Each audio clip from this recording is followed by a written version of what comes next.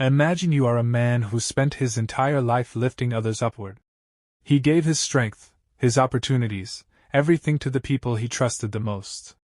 But just when he was about to reach the greatest peak of his life, those same 9 empresses, for whom he had sacrificed everything, joined hands, betrayed him, and left him to die. Fate, however, granted him a second chance. He did not die. He regressed and returned to the past, and not only him, the 9 empresses also returned with all their memories. But this time, the story is not about survival. This time, the question is only one: without my help, how far can you all rise? In Chapter 1, we are shown the scene of the pinnacle located at the very top of the 9 heavens. Greenery spreads in every direction, shining mountains glow, and spiritual energy floats through the sky, raising this place to an entirely different level. The atmosphere is so calm and beautiful that it feels as if this land was never meant for ordinary humans. Near the enormous gate of a luxurious sect standing on this pinnacle, an old man announces loudly that today our Nine-Lives Venerable will prove his Tao and achieve sagehood through ascension. He declares that after attaining sagehood, he will achieve his fully deserved position within the 9 heavens. This, he says, is not only a blessing for him but for the entire sect and all its people. The old man continues that today you will witness a moment that you may never see again in your lifetime. This will be a monumental feat, and being able to watch it with your own eyes will be your greatest fortune. Then he proclaims with respect that we should welcome our heavenly venerable 9-life and begin the tribulation. As soon as he finishes speaking, the massive sect gate slowly opens, and our MC steps out with his queens. His walk, his expression, and his entire aura feels so stable and powerful that the surrounding crowd automatically falls silent. Honestly, at first glance, his presence does not feel bad at all. Rather, it creates a different kind of pressure. But some disciples standing behind, seeing the MC's grandeur, begin to whisper rude comments among themselves. Hearing this, the elders nearby immediately grow strict and scold them angrily, telling them to keep their mouths shut and learn to respect their seniors. The elders warn clearly that if this man's mind even slightly turns, his power is so terrifying that he alone can wipe out their entire clan. They remind them that in the past he fought the Yao clan alone and even annihilated the whole demon domain by himself. Hearing this, the disciples' faces turn pale and silence spreads everywhere. Meanwhile, the tribulation has fully begun. The sky roars, lightning crashes, and the entire area fills with tribulation energy. Our main character, without any hesitation, walks confidently straight toward the center of the tribulation, challenging it directly. Not for a moment does he show fear or doubt. Everyone watching is stunned. Then suddenly, from inside the tribulation, an elder figure slowly emerges. His mere presence makes the atmosphere heavier. Seeing this, even the MC is briefly surprised, because such a scene is rarely witnessed. A girl says in a trembling voice that this is Heavenly Venerable Gujing, one of the top-ranked tribulations existing for centuries. Many people grow afraid, but some elders still believe that our 9-life Venerable is invincible and no tribulation can stop him. Calmly, the MC asks Gujing if they should begin the battle. Gujing, with a straight face, replies, "Start." The fight begins. Their clash is so intense that even space starts to distort. Explosions echo, lights flash, and it feels as if the sky itself will break apart. Yet strangely, the empresses behind the MC show no worry at all. Their expressions remain normal. Instead, they whisper to each other that they had been waiting for this moment for a long time. Their words carry not fear but a strange confidence. Then Gujing uses the Tao of Time. The elders become serious and explain that because of this technique, Gujing's clones will travel through multiple timelines and hunt the MC in each one. If Gujing succeeds even in a single timeline, the MC's real body here will suffer fatal damage. Tension spreads everywhere. Seeing this move, one Empress's face changes strangely, and an evil aura seems to leak from her, as if her true intention can no longer stay hidden. Yet the MC remains calm and says casually that this move is indeed impressive. Then he adds that he must apologize, because in every timeline he has always been an unrivaled existence. But Gujing reveals that he has already destroyed the MC in all timelines. Laughing coldly, he mocks him for praising himself, and says he has killed him in every era. Hearing this, the MC feels as if his soul has been struck. His body trembles, his strength fades, and he collapses to the ground in severe injury, confused about how this happened. Gujing explains that although the MC's strength is extraordinary, the yin-yang Tao devouring goo had already rooted inside his body. That is why Gujing could kill him so easily in every timeline. The MC suddenly realizes the truth and slowly turns toward his empresses. He asks in a heavy voice, "Don't tell me you knew nothing about this." But the sight before him is horrifying. All the empresses burst into laughter, as if his misery is a joke. It is revealed that this goo is formless and can only be implanted through yin-yang union. Gujing says coldly that the result was clear from the start. He knew the MC valued loyalty and emotions deeply, and those same women he loved betrayed him. One empress laughs loudly and says there was never love. They only lived in terror because of his power and wanted freedom. Another reminds him of phone books and says she could have lived a normal happy life if not for him. The atmosphere completely changes. The empresses activate their powers to kill him, twisting all facts to paint themselves as victims and him as a devil. The MC's mind shatters. Rage and pain burn in his eyes. He roars that without him none of them could even touch the title of empress. He had treated them above humans, never imagining such betrayal. As he prepares to attack them, Gujing strikes from behind. The MC groans that if he must die, he will take them all with him. The empresses panic, screaming that he is detonating his cultivation base and will kill everyone. Gujing watches coldly and says defeating him while poisoned was an honorless victory. Perhaps he deserves another chance. He uses his time whirlpool and drags the MC and all 8 empresses inside, smiling that they should come to the next round together. Then Gujing unleashes the time and space reversal technique, sending the souls of the MC and the 8 empresses 50 years into the past. The scene shifts to the past. The MC, Louis, looks around in shock. Everything feels familiar yet different. In front of him stands his first empress, Hong Ling, who in the future would become the Sword Maiden of 9 heavens but now is only a humble servant. Her head spins from the regression. Seeing the MC, she screams in terror, calling him Devil Master and wondering if she has returned to the past. Louis smiles slightly, realizing she has also returned with memories. He thanks Gujing in his heart for the second chance. Then he calmly removes his socks. The Sword Maiden is confused. Louis extends his feet and says casually, "Wash my feet." She is stunned, yet silently begins washing them, her hands trembling.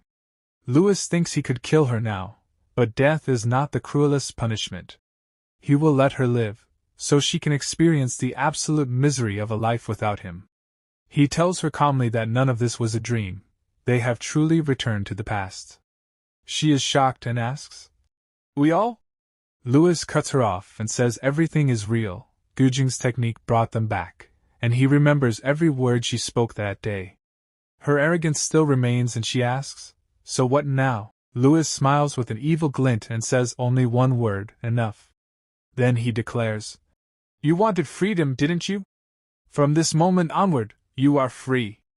Louis stands up and opens a drawer kept nearby. From inside, he takes out a token and, showing it to the Sword Maiden, says, "Look at this carefully." "What is it?" The Sword Maiden replies with slight hesitation. This is my life tablet." The very next moment, Louis, without any expression, burns that life tablet right there. With a brief flash of fire, the tablet turns into ashes. Louis says in a cold tone, "There, you see? I have burned the contract tablet. From now on, you are completely free.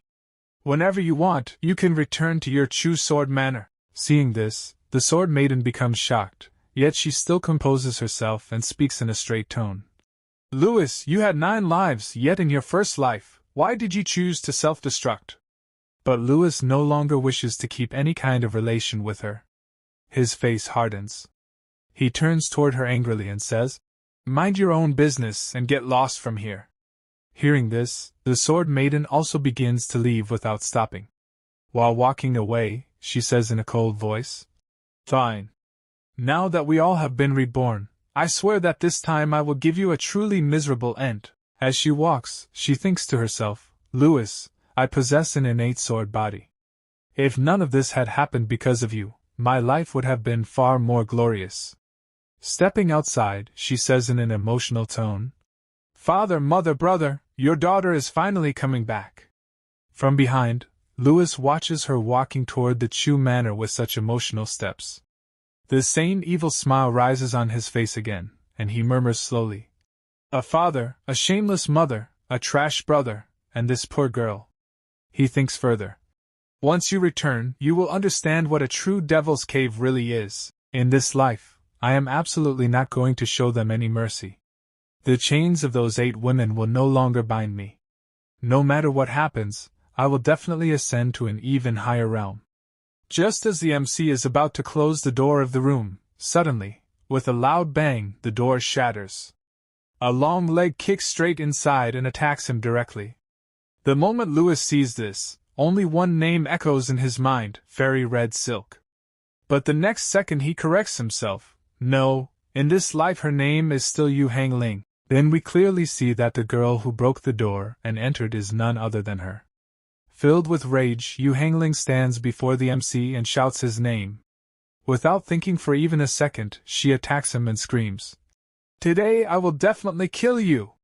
But Louis's strength is far beyond her level. Without using any technique, he grabs her neck with one hand, lifts her into the air, and hangs her upside down by her own leg. Hong Ling cannot even understand how everything happened so quickly. Louis slowly moves closer to her and says in a deadly tone, You still dare to strike at me? He locks her so tightly that Hong Ling cannot even move her hands or legs. In a frightened, stammering voice she says, What are you doing? But Louis has no intention of doing much to her. He already knows that this girl's fate ahead is not going to be special either. He says coldly, Today you will fix my door with your own hands. And if you fail to do so, I will twist your neck and end your life right here. Even though she is completely locked, Hong Ling still says in a trembling voice, I refuse. If none of this had happened because of you, I would be with Foamwux right now. Hearing this, Louis laughs lightly and replies, Then in this life too, if you hope to find him, you will have to give your best try, won't you?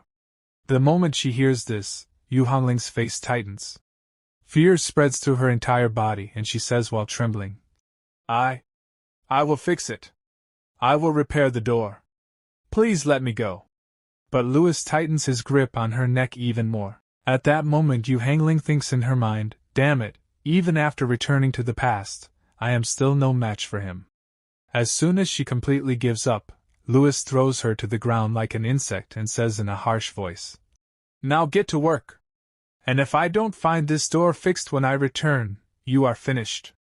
Hong Ling somehow gathers herself and stands up. In anger and helplessness, she shouts at the MC, Louis, at least in our past life we were Tao companions.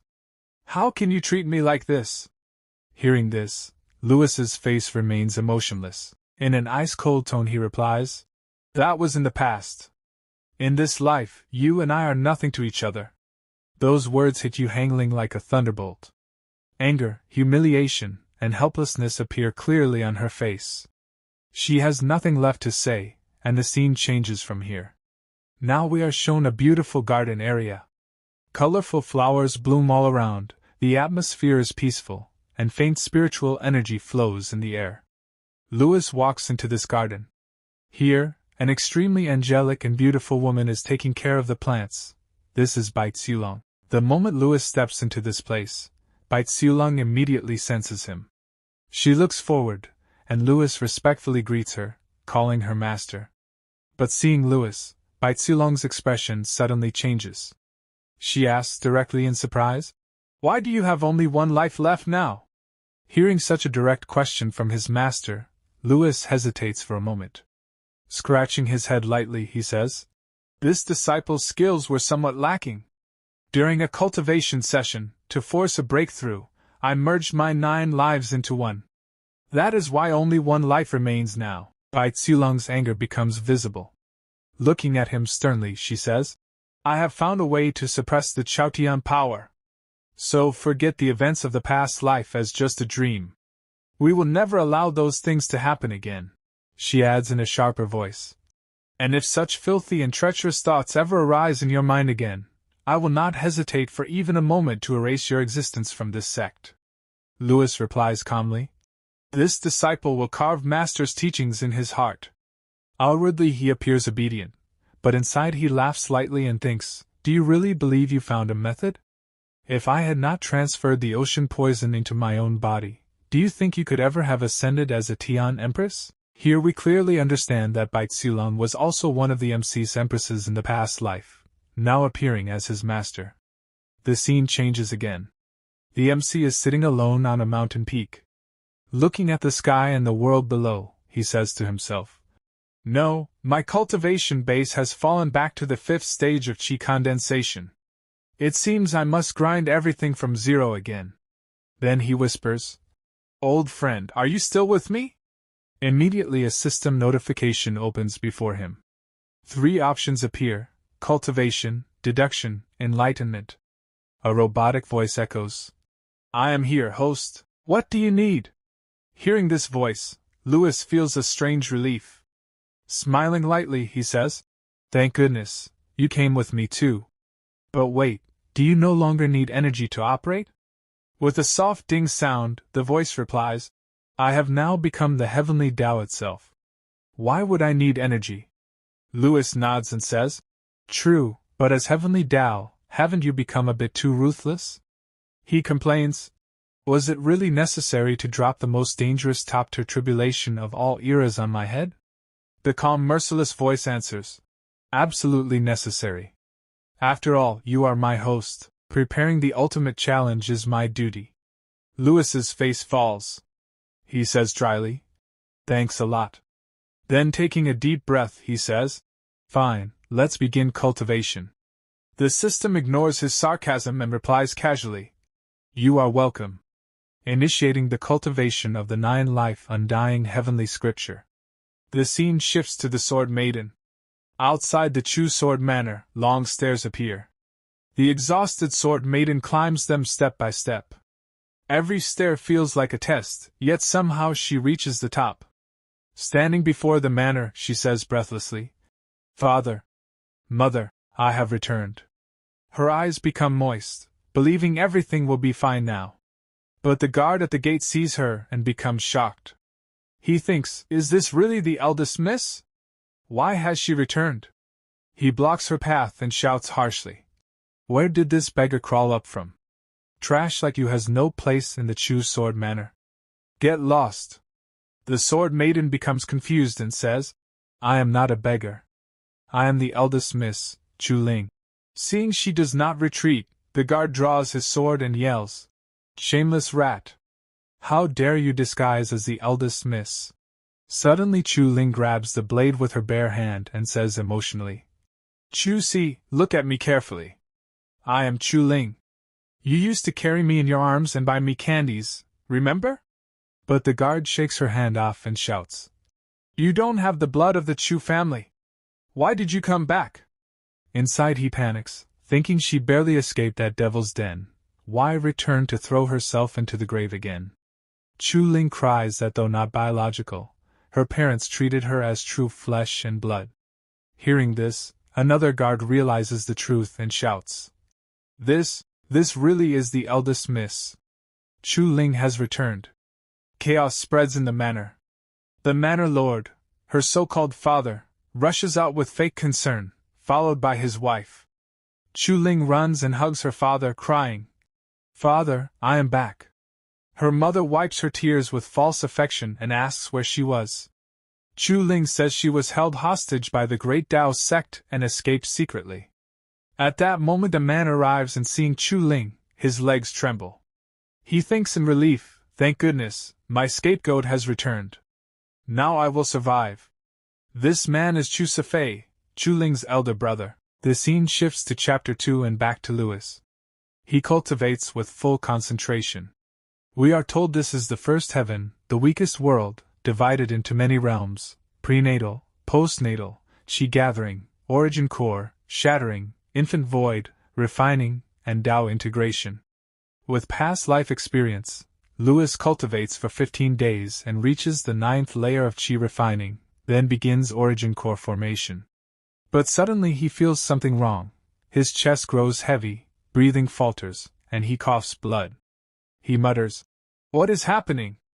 Only half of my chi is helping core formation, the rest feels like stone." After analysis, the system announces, "Celestial rigidity poison detected inside your body." Lewis grits his teeth, realizing those women not only used the yin-yang goo but also planted this poison as insurance so he could never rise again. But his eyes turn cold and he says, "They don't know. I still have one trump card left." He asks the system for a method. The system replies that after breaking through to origin core and converting true chi into true essence, the poison will dissolve. Lewis remembers that in the past he created a perfect return to origin pill which could force the breakthrough. But that pill was gifted to Hong Ling in the previous life. His fists clench. In this life, nothing like that will happen. Suddenly movement appears in the sky. A giant crane announces that Hong Ling has reached chi-gathering perfection in just 1 month and 17 days, breaking the sect record. As a reward she receives a bottle of supreme-grade return to origin pills. Lewis narrows his eyes with a dangerous smile. As expected from a future empress, her speed is terrifying. Even with the system, I am only 2 days ahead. Without wasting a second, he leaps down from the peak. The system asks, "Host, where are you going?" Lewis answers calmly, "To the tomb of a void refining expert. I am going to reclaim the return to origin pill that rightfully belongs to me." After this, our scene changes. Now we are shown the inside of an ancient tomb located in the middle of a dense forest, about 500 kilometers away from Trade Dao. The air in this place feels heavy, and an eerie silence is spread in every direction. Walking through the depths of this same tomb, Hong Ling has already arrived there. As she steps inside, she thinks to herself, "According to the memories of my previous life, people are going to discover this place only after 1 full month. That means right now, I am completely alone here." Showing full confidence, Hong Ling enters a cave. She opens the door lying in front of her and begins to move forward through a narrow passage. While walking, only one thought circles inside her mind, that the most precious treasures of this place are hidden right here. She thinks that among these treasures is a fragment of the 9 lives and dying heavenly scripture, and along with it, a perfect return to origin pill. Moving ahead with fast steps, she finally reaches in front of those treasures. First, she picks up the 9-life heavenly scripture and, smiling with great happiness, says, "Senior brother, this time I am 1 step ahead of you." But the moment she opens the scripture and looks inside, her eyes remain wide open in shock. In the very next second, her entire face turns pale. She falls into complete disbelief. We are shown that inside that scripture, written calmly and lovingly in Lewis's handwriting, are the words, "Bitch, you are too late." And not only that, along with it, there are peacefully drawn golden sketches as well. Seeing all this, Hong Ling's voice begins to tremble. Stammering, she says, This. Suddenly, in furious anger, she throws the book onto the ground and screams, "Lewis, you son of a bitch!" The moment the book hits the floor, dozens of yellow-colored golden laser lights activate inside the entire tomb and surround her from all sides. Seeing this, Hong Ling becomes completely terrified. Looking upward, she shouts loudly, "Lewis! Let me get out of here!" But no matter how much she screams, there is no one there to hear her voice. The tomb remains utterly silent. After this, our scene changes once again. Now we are shown the scene 3 days later. We see Hong Ling, filled with extreme anger, coming straight toward the MC's house. Without stopping, she barges inside and kicks the door open. The moment she enters, she yells, "You! Get your backside out here!" As we can see, her body is covered with many wounds and injuries. Scratches and marks are visible everywhere. Though it does not seem that the injuries are life-threatening, it is clear that she has suffered a lot in these 3 days. That is why she came here so angrily without thinking at all. By the way, in this series, most of the characters' names sound almost the same to me, so changing the name a little feels better. Her real name is Hong Ling, but from now on we will call her the Angry Woman. And honestly, there could not be a more perfect name for her than this. This angry woman tries to break into the MC's house and, without taking a breath, starts shouting at him. But suddenly, an energy palm attack arrives and strikes directly on her stomach. A loud scream escapes from her mouth, and her body flies into the air and falls far away. Sliding across the ground, she crashes into the courtyard of the MC's house. Groaning in pain, she grinds her teeth and lets out cries of, "Ah!" Then, from the front, a calm yet cold voice comes. "Did your mother never teach you that before entering someone's house, you should knock on the door?" Hearing this, the angry woman is badly startled. Spitting fire in her mind, she thinks, "Louis, you are going too far now. I would rather die than bow before you." But all this she could only think inside her head. In reality, she could only chew her teeth and hair in rage. The truth was that at this moment she needed Louis, and when there is need, even pride has to be swallowed. That is why she somehow controls herself, stands up, and this time, knocking on the door politely, says, "Senior brother, please, can you open the door?" From inside, without any hesitation, a voice replies, "Get lost from here." Hearing this, the angry woman's blood boils even more. She starts banging the door loudly and shouts, "Did you take the perfect return to origin pill from inside that tomb?" But the answer to her question does not come in words. The door opens by itself, and at the same moment, several energy attacks rush out and hit her one after another. Due to the direct hits, her body is thrown away again. However, this time she somehow manages to maintain her balance. Taking a deep breath, she tries to calm herself and thinks, "Stay calm, don't get angry, keep it all inside." Then, grinding her teeth, she asks once more, "I am asking you for the last time.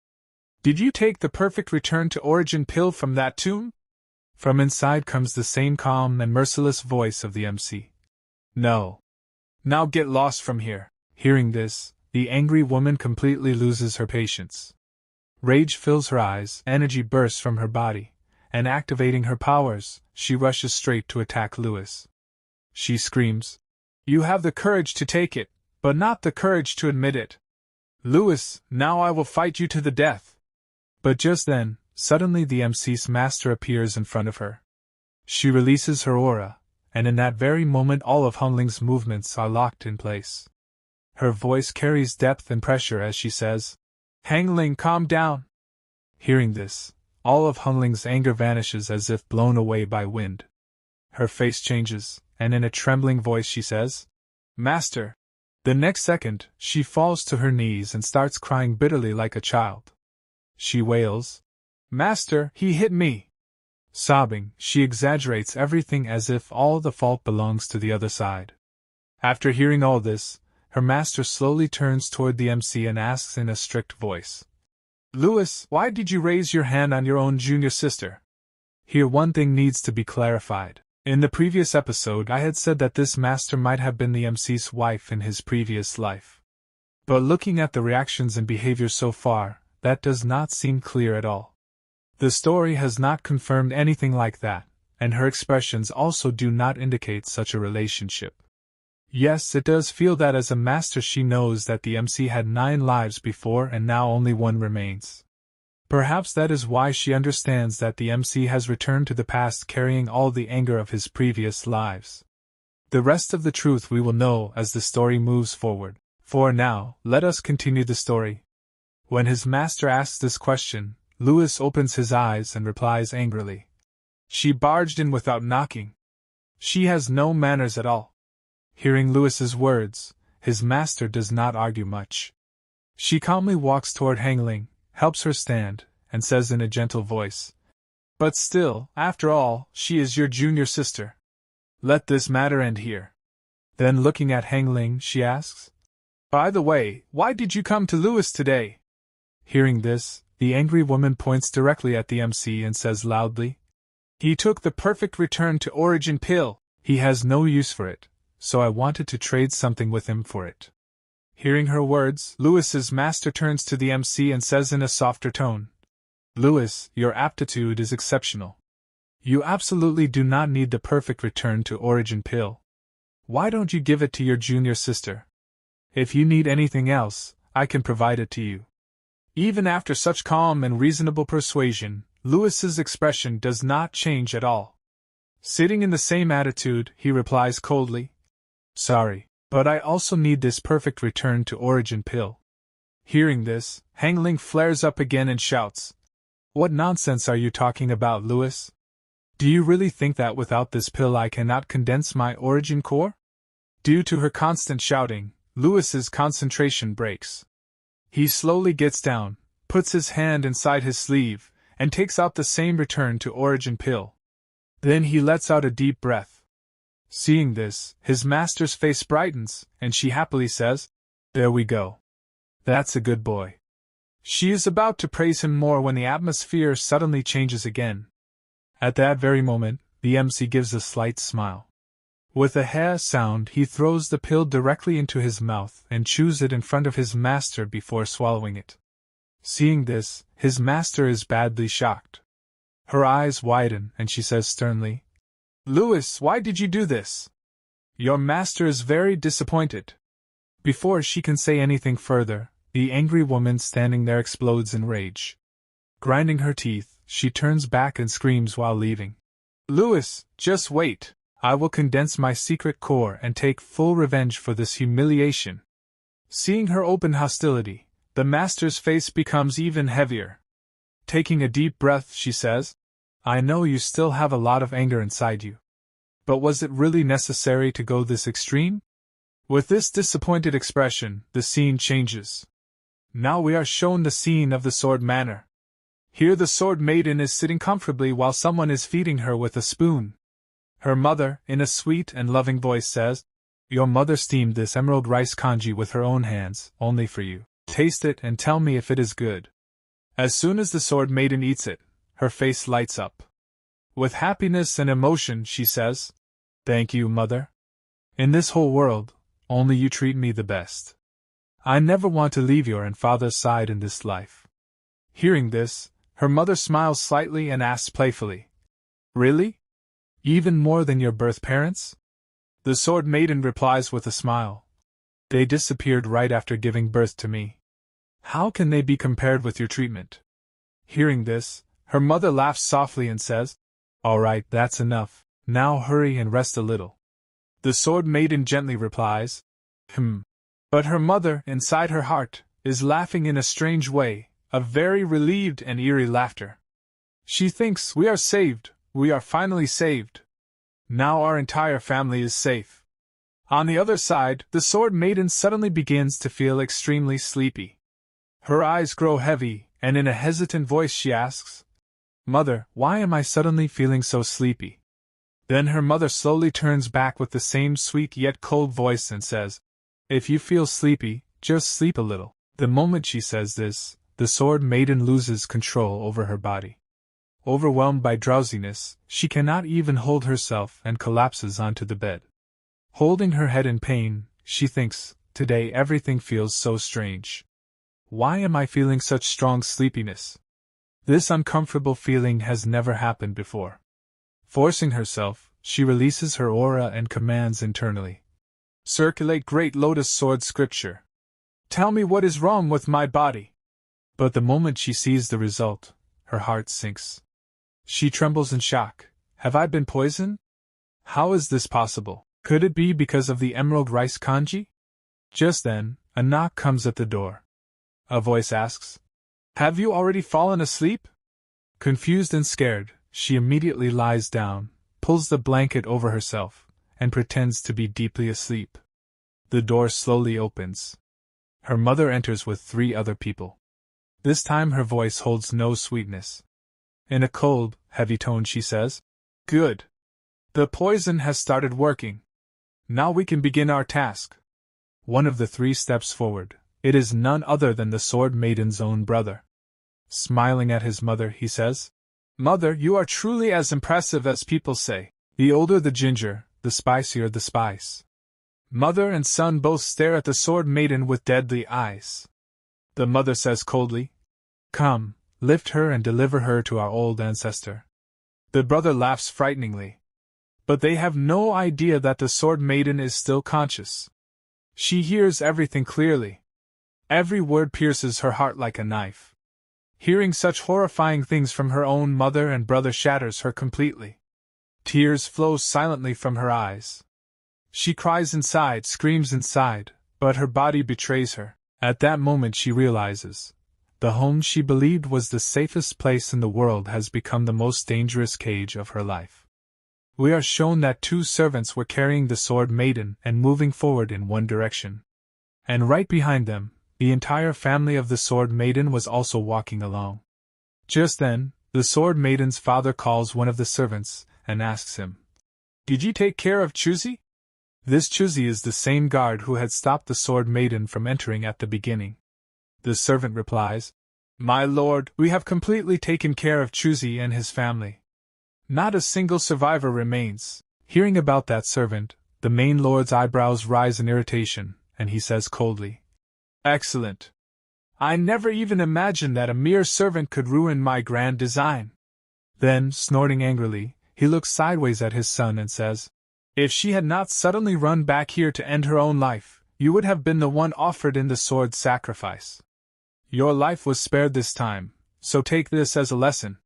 Stop wasting your days in alcohol and indulgence, and use your brain for once." But there is a saying, like father, like son. His son blows away all his father's expectations into thin air and, breathing in relief, says, "Yes, father, I was wrong. I promise from now on I will cultivate properly with full effort." These people had no idea that the Sword Maiden was hearing all their words clearly. Listening to them say that she had returned only to lose her life, she begins to cry bitterly inside. She realizes that she had been raised only to be used as a sacrifice for this very purpose. Then, from behind, her brother looks at her with drooling eyes and, with a dark expression, says, "Since she is going to die anyway, why don't I have a little fun with her first? I will only take half an hour." But instead of slapping him in anger, his father merely grabs his ear and pulls it hard while shouting, "What kind of filthy nonsense are you speaking? If nothing else, she is your sister in name. Don't throw the reputation of my Chu Sword Manor into the trash." Groaning in pain, the son replies, "Dad, it hurts. Besides, she is just the child of two dead slaves. Sharing a name does not make us blood relatives." Hearing this, the Sword Maiden receives another massive shock. Trembling inside, she thinks, "So you people murdered my biological parents as well?" Just then, the Sword Maiden's mother approaches her father with a smile and says, "Come on, she is going to die anyway. Why not let our son stay with her for 1 hour?" Her father looks at her sharply and replies, "Absolutely not. We cannot delay the old ancestor's sword refining even for a moment, or our entire family will face his wrath."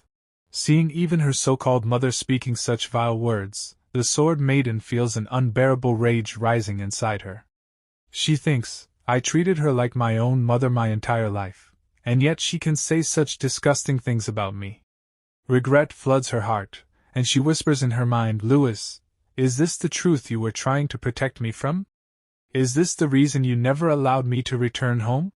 She begins to remember scenes from her past, scenes that once never felt painful but had now turned into poison. She recalls the days when she was training dangerously with Louis, training so harsh that many times her life was truly at risk. Covered in sweat, blood, and pain, she had begged him trembling, "Young master, I beg you, please let me go. I miss my parents so much." At that time Louis had looked at her and smiled slightly, but there was no humor in his eyes. Comforting her, he had said, "They are not even your biological parents, then why are you in such a hurry to go back?" Hearing this, the Sword Maiden had puffed her cheeks in anger, turned her face away stubbornly, and said, "They treat me better than even my birth parents ever would." Seeing her sulk like that, Louis had laughed softly and replied, all right. Just wait until I finish refining that sword. After that, I will personally take you back home." She had come close to him and said in a sweet voice, "Young master, what nonsense are you saying? What kind of sword takes so long to refine? You are definitely trying to coax me like a child to keep me here." Then the scene shifts. When the Sword Maiden finally reached Chu Sword Manor, the sight before her burned her entire world. The whole manor was engulfed in flames. Smoke everywhere, screams, the stench of burning wood. Her legs had given up, and she had collapsed on her knees crying, "Dad! Mom! I came too late." From that very moment, hatred for Louis had been born in her heart. She had sworn inside, "Louis, all this happened because of you. I will take revenge on you." But now, hearing and seeing the real truth, only regret remained inside her. Her heart was completely broken. She thought painfully, "Louis, the sword you were talking about was actually a demonic sword." With this thought, the scene changes again. At the same time, on the other side, our MC was watching this entire scene in HD quality with the help of the system. Every word, every sound, every intention was clear to him. The system says in a cold voice, "Host, it is truly a shame that she is unconscious right now and cannot hear the Chu family's words." Louis smiles lightly while watching all this. Laughing at the system's comment, he says, "How can a person who returned from the great emperor realm fall unconscious from a mere sleeping drug? Right now she is simply refusing to accept reality herself." The system asks, "Host, are you thinking of saving her?" Hearing this, Louis changes his position lazily, like a spectator in a theater, and says with a smile, "Save her? The satisfaction I get from seeing her suffer like this cannot be compared to anything else. After all, this is the return of an Emperor realm being. Now she does not need me to save her." The scene changes once more. Now we see everyone moving toward the sword forging grounds. The entire atmosphere is becoming heavy and terrifying. The Chu family reaches in front of a massive mansion. The Sword Maiden is laid on the ground, and the whole family kneels behind her. Her father greets the ancestor respectfully. A shadow appears in front of the mansion and slowly becomes clear. It is an old man, Chu Kaixing, the old ancestor of Chu Sword Manor. Hearing the greeting, he slowly opens his eyes and looks at the Sword Maiden lying before him. Observing her body with one glance, he says with cold satisfaction, "Excellent, now hand her over to me." He stands up and orders, "Chetian and Chef, you two stay here and witness the completion of this demonic sword ceremony." Hearing this, the father and brother bow and thank the ancestor. The old ancestor moves forward and lights a fire beneath a massive cauldron. Inside the cauldron, a sword floats in the air. At first glance no one could tell it was demonic, but the moment one feels its aura, it becomes clear that this is a terrifying and purely demonic existence. Staring at the sword greedily, the old ancestor laughs. "This demonic sword has consumed more than 30 years of my life blood. Now only the final step remains." The Sword Maiden's father congratulates him. "Once you refine this sword, you will directly ascend to the shattering infant realm." The old ancestor raises his hand and says, "Let us begin." Black fiery swords form in the air and move toward the demonic sword. The ritual begins. The demonic sword reacts, the entire area trembles, and the ancestor chants strange incantations. Then he commands coldly, "Sacrifice to this sword."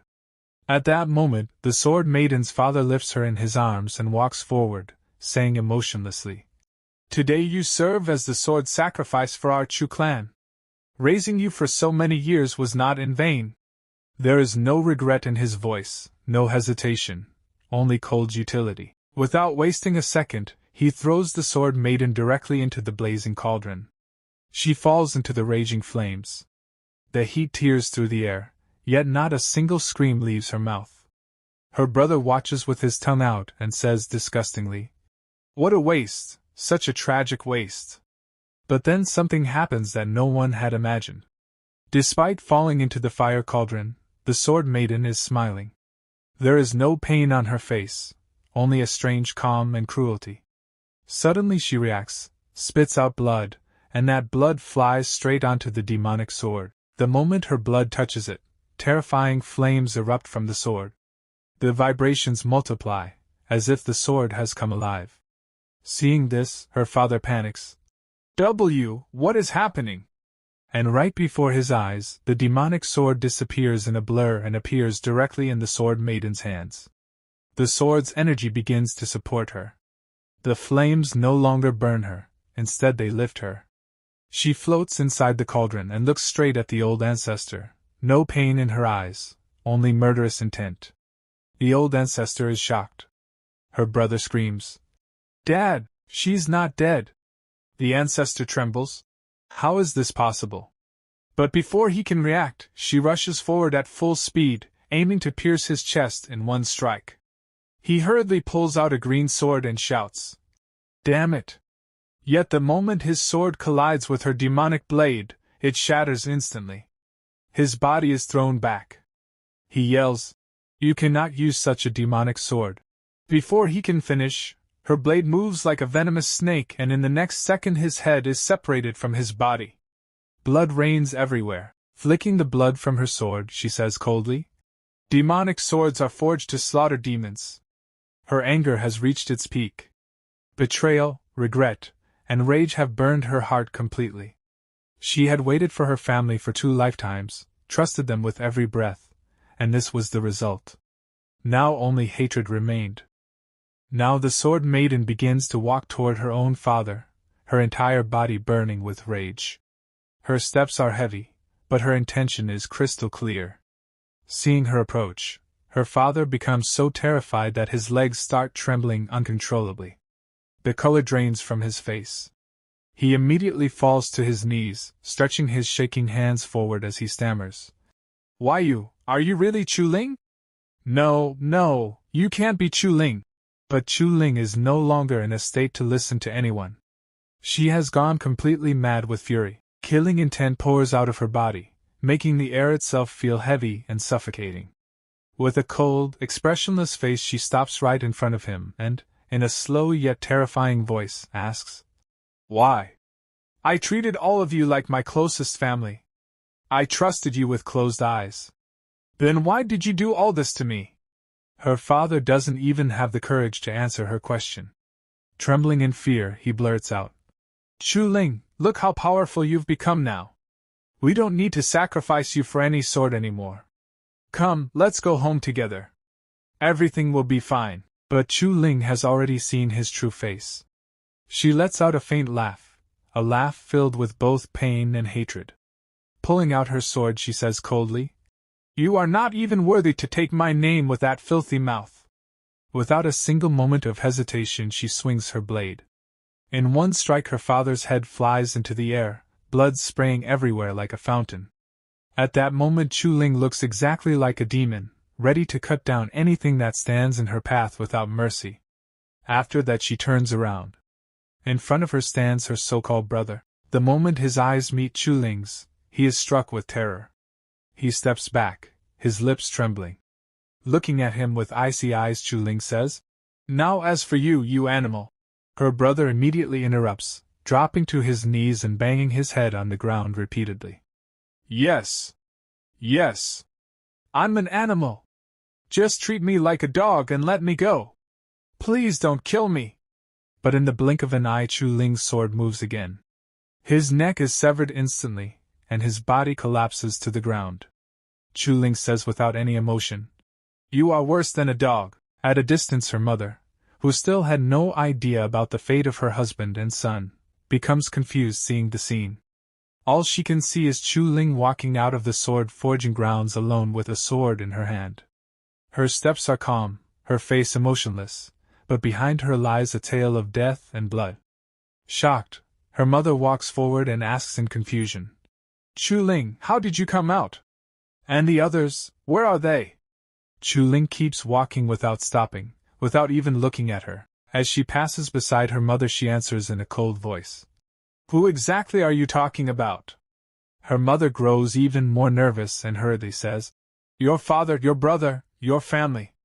Hearing this, Chu Ling suddenly stops. She slowly turns back. There is no anger in her eyes now, only an empty, chilling coldness. "I don't have any family anymore," she says. The next instant her sword flashes. With a single stroke, her mother's head is separated from her body. Blood scatters into the air, but this time there is no hatred or rage on Chu Ling's face, only a lifeless calm. In a flat voice she says, "Why don't you go and join them? Without looking back even once, she walks ahead and declares coldly, "Every single person of the Chu family deserves to die." The scene changes. The entire Chu family territory is shown. A sword pierces violently into the ground. As the camera rises, we see that Chu Ling has slaughtered every single person of the clan. Old, young, servants, guards. No one survived. After such a long massacre, Chu Ling is completely exhausted. Her body is wounded, clothes torn, covered in blood and dust. She kneels on the ground using her sword for support, breathing heavily, hands trembling. All of this is being watched live by our MC through the system. Seeing the sight, Lewis nods slightly and says, "Not bad. She didn't leave a single soul alive in Chu Sword manner. She didn't even spare the chickens." Stretching his hand lazily, he adds, "All right, close it now." He is just about to relax on his bed when the system asks, "Host, won't you continue watching? A shattering infant realm expert is about to come and kill her." Lewis smiles faintly. What is there to see? She deserves all of this. The scene shifts back to Chu Ling. The manor is now nothing but ruins, corpses, and blood everywhere. Chu Ling falls to her knees, whispering in a broken voice, "I was wrong, I was so wrong." Tears flow from her eyes, her body shaking in pain. She has no strength left to fight.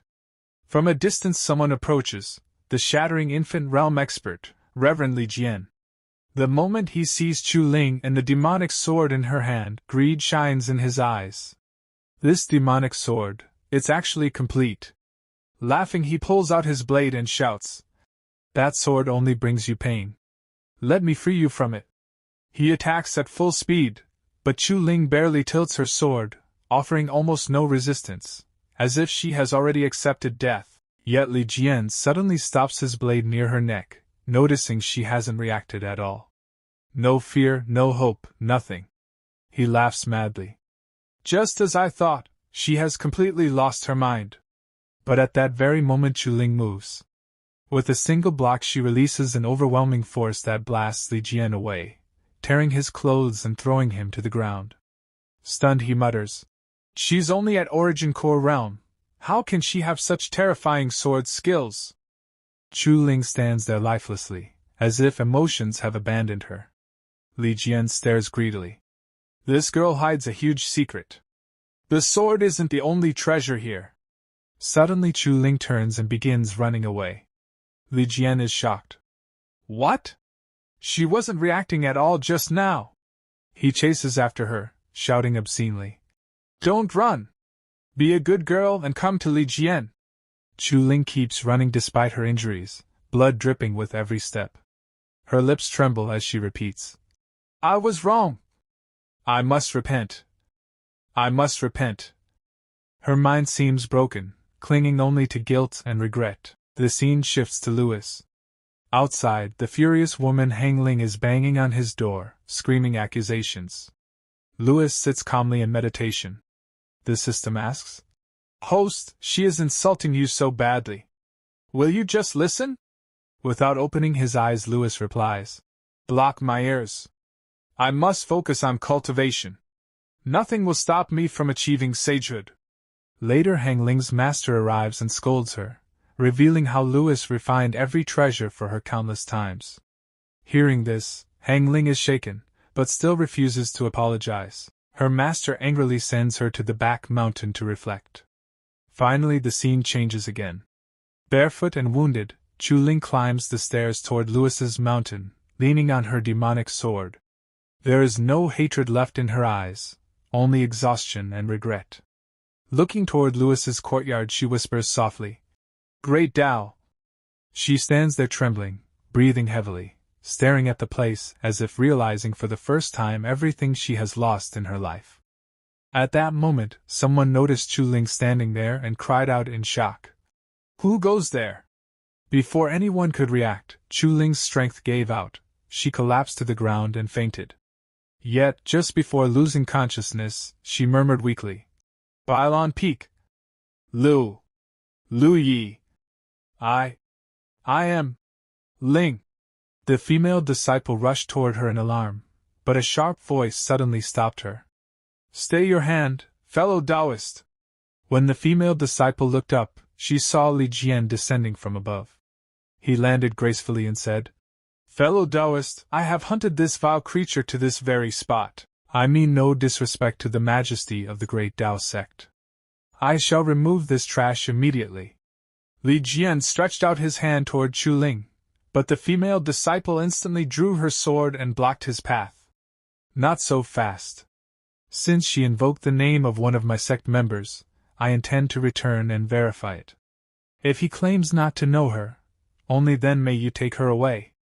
She turned to another disciple and ordered, "Keep a close watch. Do not let him take her before I return." The disciple nodded. "Understood." At Bailon Peak, the female disciple stood outside Lu Ye's room and called out loudly, "Junior brother Lu Ye! A woman claiming to be Chu Ling has collapsed outside the mountain gate. She is being hunted and is gravely injured. Do you know her?" From inside, Lu Ye asked coldly. "Who?" The disciple replied, "Chu Ling." After a brief silence, Lu Ye answered in an icy tone, "I don't know her." The female disciple responded, "Since junior brother does not recognize her, we shall not intervene." Lu Yi repeated firmly, "I said I don't know her." "Understood. Farewell," she said before leaving. Inside, the system asked Lu Yi, "Does master truly intend to leave her to die?" Lu Yi replied calmly, "Have you forgotten how she treated me in my past life? Besides, she isn't going to die." Outside the gate, the female disciple returned to Li Jian and informed him, "I have verified the matter. My sect's disciple does not know her. You may take her away." Li Jian sneered, "Just as I thought. The great Tao sect is a pillar of the righteous path. How could it possibly associate with a demoness like her?" He stepped closer to Chu Ling and said, "I shall remove her at once, lest she sully your noble grounds." But just as his hand was about to touch her, an invisible force struck, freezing his arm solid. Li Jian roared, "Who dares?" A powerful figure appeared. It was Bai Qiulan, her expression cold with anger. "Stay your hand!" The surrounding disciples immediately dropped to their knees. "Greetings, Marshal and Bai Qiulan declared firmly. "You cannot take her away." Li Jian clenched his fists in fury. The magnificent great Tao sect, reneging on its word? That is hardly the conduct of a righteous faction. The female disciple flared up and pointed her sword at him. "Impudent! Do you wish to find out just how sharp the great Tao sect's swords are?" Li Jian drew his own blade with a cold laugh. "My sword is none too dull either." The female disciple prepared to strike. "In that case," but before she could move, Bai Qiulan attacked from behind, instantly freezing Li Jian's entire body. She said in an indifferent tone, "Dispose of the corpse. I will take this woman back to the sect." Bai Qiulan carried Chu Ling to another residence, and urgently said to her senior sister, "Senior sister, please save Chu Ling." She laid Chu Ling onto the bed. The girl looked terribly wounded. The senior sister examined her and began to heal her while murmuring, "How could she be injured this badly?" Bai Qiulan sighed. She was practically a corpse. What sheer force of will kept her clinging to life until now? The senior sister gave a confident thumbs up. "Fear not. So long as a spark of life remains, I can bring her back." Bai Qiulan bowed slightly. "I am in your debt." After some time, Chu Ling finally regained consciousness. The moment she opened her eyes, she whispered instinctively, "Young master." Seeing her awake, Bai Qiulan hurried to her side. "Linger, you're awake." Chu Ling looked around in confusion. "Sister Bai? Where is the young master?" The senior sister silently observed from the side, thinking, "Sister? A lowly servant girl dares to call Qiulan sister?" Bai Qiulan answered gently, "Lu Yi is still in secluded cultivation. He has not yet emerged." Chu Ling said anxiously, "Then, was it the young master who asked Sister Bai to save me?" "Many thanks, Sister Bai, but I must go find him." Bai Qiulan shook her head. "There is no rush. Focus on healing your wounds first. By the time you have fully recovered, perhaps he will have finished his seclusion." Chu Ling lowered her gaze. I must apologize to the young master. I misunderstood him all this time. It turns out he wasn't trying to force himself on me. He was protecting me. Sister Bai, perhaps we have all misunderstood him. The senior sister, still listening quietly, felt her mind explode. Force himself? We? Good heavens, did I just stumble upon some massive scandal? She stared at the two of them in shock. Just then, Bai Qiulan glanced in her direction. The senior sister immediately turned her face away, pretending innocence. Bai Qiulan walked over and said politely, Senior sister, could I trouble you to step out for a moment? I have some things to discuss with Linger. The senior sister waved her hand. All right, I'm leaving right now. You two chat to your heart's content. After she stepped outside, Bai Qiulan turned back to Chu Ling. Linger, from now on, do not call me Sister Bai. You may address me as Senior Bai. Back when the chaosine poison flared within me, Lu Yi only resorted to that unavoidable act to save my life. Outside the door, the senior sister had not actually left. She pressed her ear against the wall and gasped. What do you mean by unavoidable act? But Bai Qiulan noticed her eavesdropping and immediately used her power to place a sound barrier around the room. The senior sister blinked in confusion. Eh? Huh? Why can't I hear anything now? Damn it! Just what kind of earth-shattering scandal was that? To think she'd actually block me out. Chapter 7 opens at midday on Bailing Peak. The sun hangs high in the sky, shining brightly over the mountain. At this moment, Louis's seclusion cultivation finally comes to an end. He slowly opens his eyes and stands up from the cultivation mat. Yawning lazily, he stretches his body and walks forward. After all, he hasn't slept properly for many days. The scene shifts to outside Louis's residence. A young woman is kneeling there on the cold ground. It is Chu Ling. She sits upright on her knees, unmoving, her expression calm yet stubborn. It is clear she has been sitting here for a very long time. Inside Louis's mind, his system reacts. The system informs him that she has been waiting outside for an unusually long period and asks whether he wants to go out and check on her. Louis's face shows no emotion at all. He replies coldly that there is no need. He says he has not forgotten what she did to him in his previous life. The moment Chu Ling comes to his mind, a single image flashes before his eyes. Her face. That cruel, evil smile. The smile she wore when he was dying. Louis clenches his fist slightly. He thinks that anyone who can betray once can betray again. Women, in his eyes, only slow down cultivation. In this life, cultivation is the only thing that matters to him. Nothing else is important. Outside the house, Chu Ling continues kneeling. Her legs are numb, her body exhausted, yet she does not move. Inside her heart, she speaks silently. She believes in young master. She believes that if she endures sincerely and keeps waiting, one day he will forgive her. Her resolve does not waver. The scene changes. Now we arrive at Crimson Cloud Peak. Within the territory of the Great Tao sect, there exist 9 main peaks and 72 minor peaks. Bailing Peak and Crimson Cloud Peak are both among them. At the top of Crimson Cloud Peak, a young woman filled with anger is practicing her short training routine. Her movements are elegant, dignified, and extremely graceful. Each motion flows smoothly, like water. At first glance, it almost looks as if she is dancing rather than training.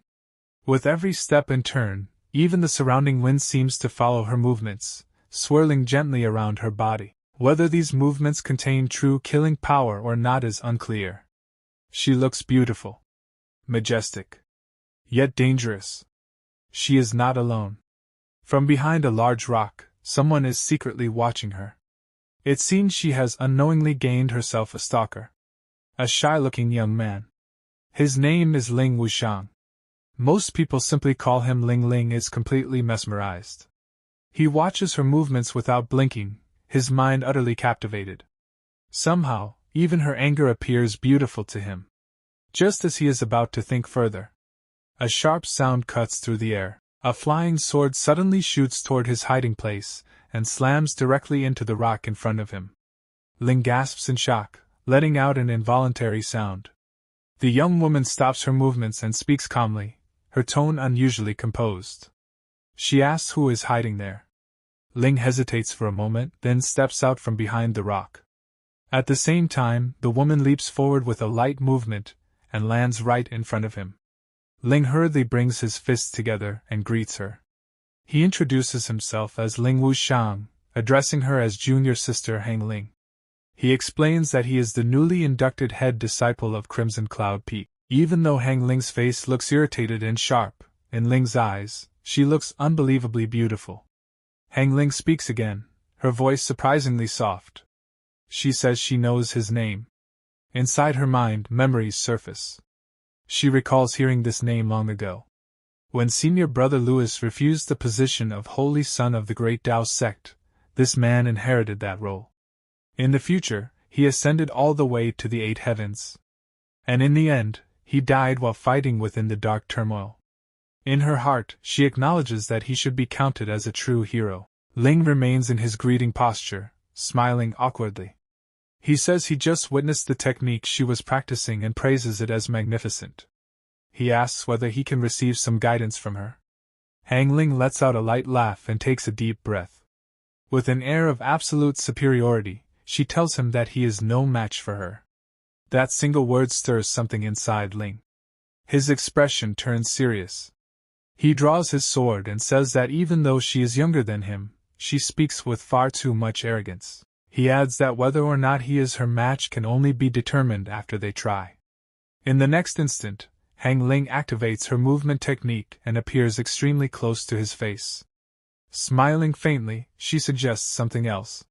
She tells him to go and challenge Louis first. If he manages to defeat Louis, then he can come back and spar with her. That sudden closeness completely flusters Ling. He retreats hastily, his face reddening. He asks who Louis is and says he has no grudge against him. He does not understand why he should challenge someone he has no enmity with. At least, this shows that Ling is not thinking entirely with impulse. He still has some reason. Seeing this, Hong Ling relaxes slightly.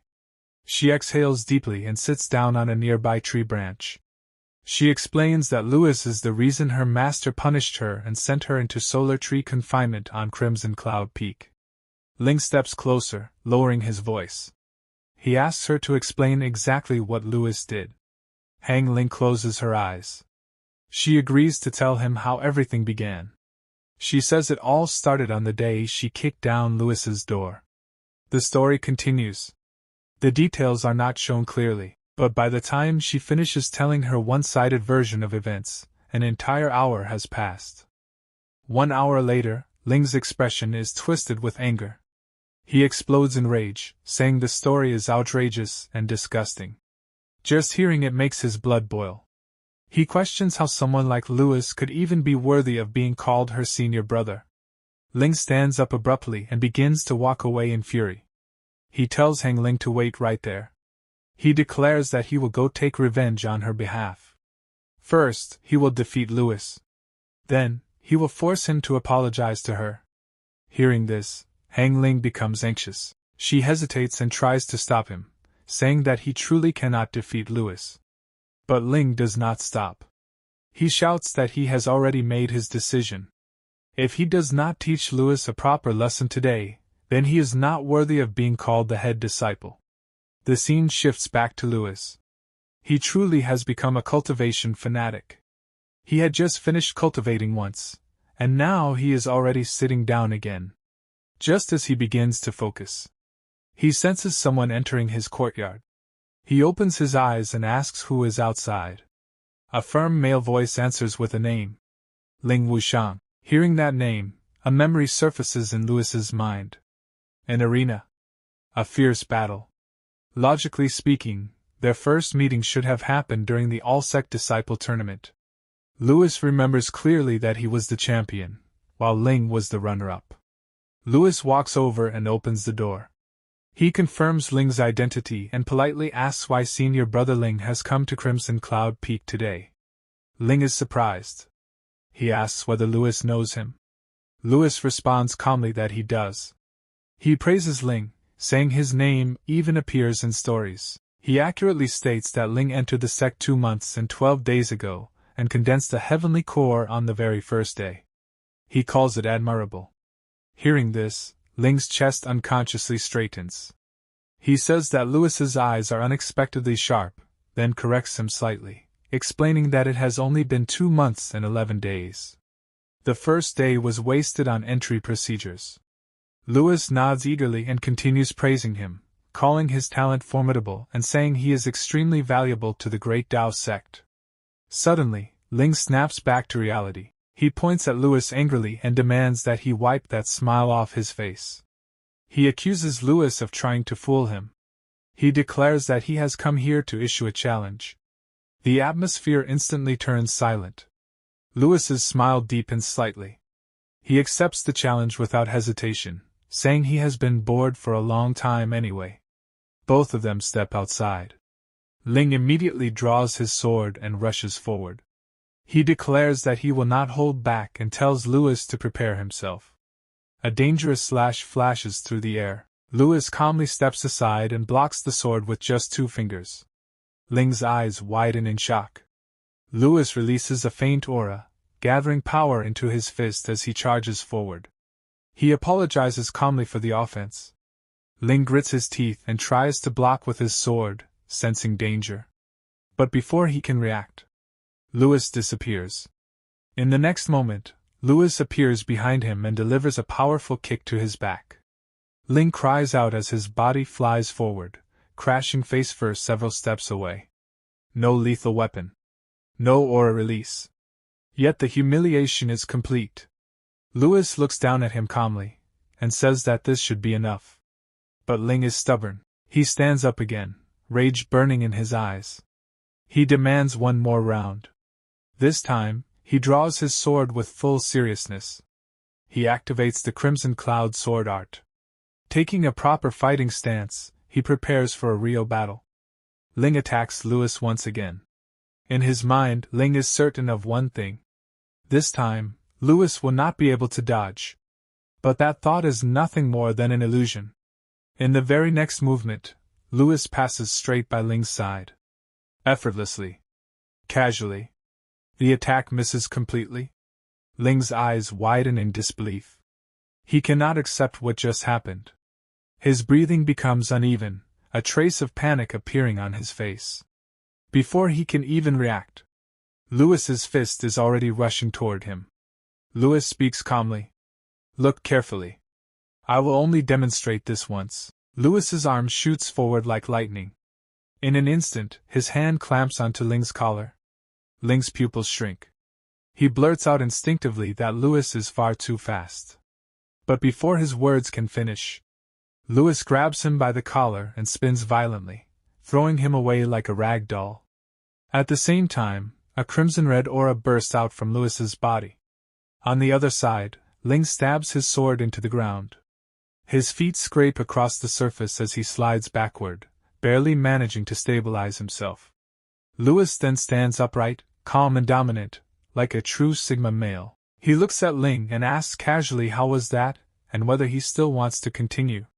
Ling is clearly shaken now. Sweat drips down his face.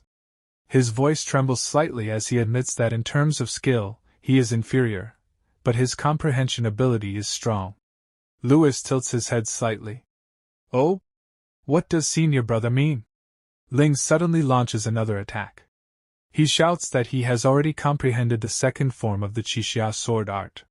His sword slashes forward, tearing through the ground as the attack surges toward Lewis at terrifying speed. Cracks spread across the earth. Dust flies everywhere. Yet Lewis remains standing calmly. He simply watches the attack approach. Then, in a serious tone, he speaks. Senior brother indeed has good perception. In the next moment, Lewis swings his hand like a blade. His palm cuts through the air. The incoming sword attack is shattered instantly. Completely destroyed. Seeing his strongest move erased so casually, Ling is utterly shocked. Cold sweat pours from his body. His eyes remain wide open. He cannot say a single word. Lewis lowers his head slightly. He extends his hand forward in greeting and asks whether they can end it here. Ling takes a deep breath. He bows his head and returns the greeting. He admits his defeat. He acknowledges that Louis is far stronger, and says that Louis's future achievements will inevitably surpass his own. Louis smiles faintly. He tells Ling not to worry. In the future, if anyone asks, he will say that he fought senior brother for 10 rounds and barely achieved a narrow victory. Hearing this, Ling laughs loudly. He praises Louis as a good person and says he will remember him. He then turns around to leave, bidding farewell and saying they will meet again. Just as Ling is walking away, Chu Ling suddenly runs over in a hurry. She is here to see Louis. She calls out happily, saying that senior brother has finally come out. Ling turns his head toward her. Inside his mind, a thought appears. Are there really so many beauties on Bailing Peak? Louis, however, has no intention of meeting Chu Ling. Without hesitation, he shuts his door. The sound echoes in the courtyard. Chu Ling freezes on the spot. She stands there silently, completely stunned. Slowly, she kneels down again. Her face is filled with sadness. She asks softly why senior brother closed the door again. Ling walks over and speaks to her. He tells her that a woman's dignity is precious. There are plenty of fish in the sea. Since Louis is unwilling to see her, why should she cling to a single tree? Chu Ling's regret deepens. Her eyes redden as she begs softly, asking whether senior brother cannot just open the door and look at Ling at once. Ling tries to ignore the situation. He turns around and walks away. Letting out a deep sigh, he thinks to himself that it is a pity. She is pretty, but unfortunately blind. He, Ling Wuxiang, is so dashing and handsome, yet she actually turns a blind eye to him. The scene shifts. Back on Crimson Cloud Peak. The angry young woman is still practicing her sword. Ling arrives. He tells Hong Ling that he lost. Hearing this, Hong Ling looks at him and smiles faintly. She says she already told him that he could not defeat Louis. Ling sits down on a piece of wood. He admits that Louis is actually quite a decent person and not as terrible as she described. Hong Ling places both hands on her waist and snorts. She says that Louis treats men well enough, but with women, that is not necessarily true. Ling raises an eyebrow and asks whether she understands Louis that well. He mentions that he just saw a young maiden kneeling before Louis's door, yet Louis kept the door shut and refused to come out. Hong Ling is startled. A maiden? She asks what she looked like and what her name was. Ling replies that she was very pretty. He recalls hearing her call herself Ling or something similar. Hong Ling's heart trembles. Chu Ling. She actually came back. Her thoughts become chaotic. She wonders how this should be handled. She tells herself not to be jealous. Why would she be jealous? That would be ridiculous. How could she possibly be jealous over Lu Yi? At the same time, Ling's expression darkens. A terrifying realization hits him. No way. Is she also Lu Ye's woman? Then don't blame him for not knowing how to cherish jade and pity fragrance. Ling suddenly stands up. He challenges Hong Ling. He says that he has already fulfilled his promise to challenge Lu Yi, so now she must spar with him. Hong Ling hesitates. She points out that he did not defeat Lu Yi. Ling does not care. He says that he went to challenge Lu Yi for her sake, so she must take responsibility. Hong Ling stares at him for a moment. Then she accepts. She says it is time to make him give up on this foolish heart of his. Her eyes turn red with anger. She charges forward first. She declares that she will not hold back like Lu Yi did. A violent explosion erupts on the mountain. Shockwaves spread across the peak. Ling desperately tells her to be gentle. But Hong Ling does not listen at all. Half an hour later. Ling's condition is miserable. His face is swollen. His cheeks are bruised. He has been beaten so badly that he can barely stand. Hong Ling looks down at him coldly. She tells him not to come disturb her cultivation again in the future, and orders him to leave.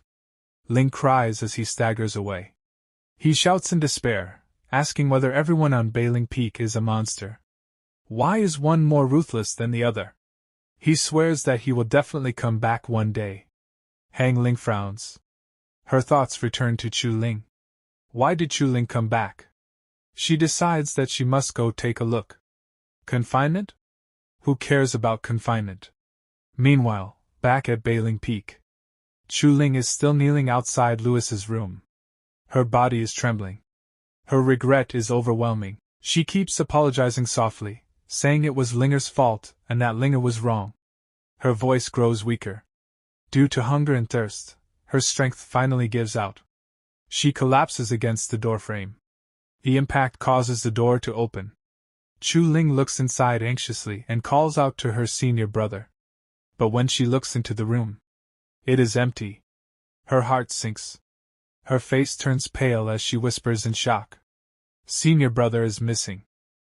The chapter begins with Hong Ling arriving to meet Chu Ling. Chu Ling is slightly surprised when she sees Hong Ling standing there.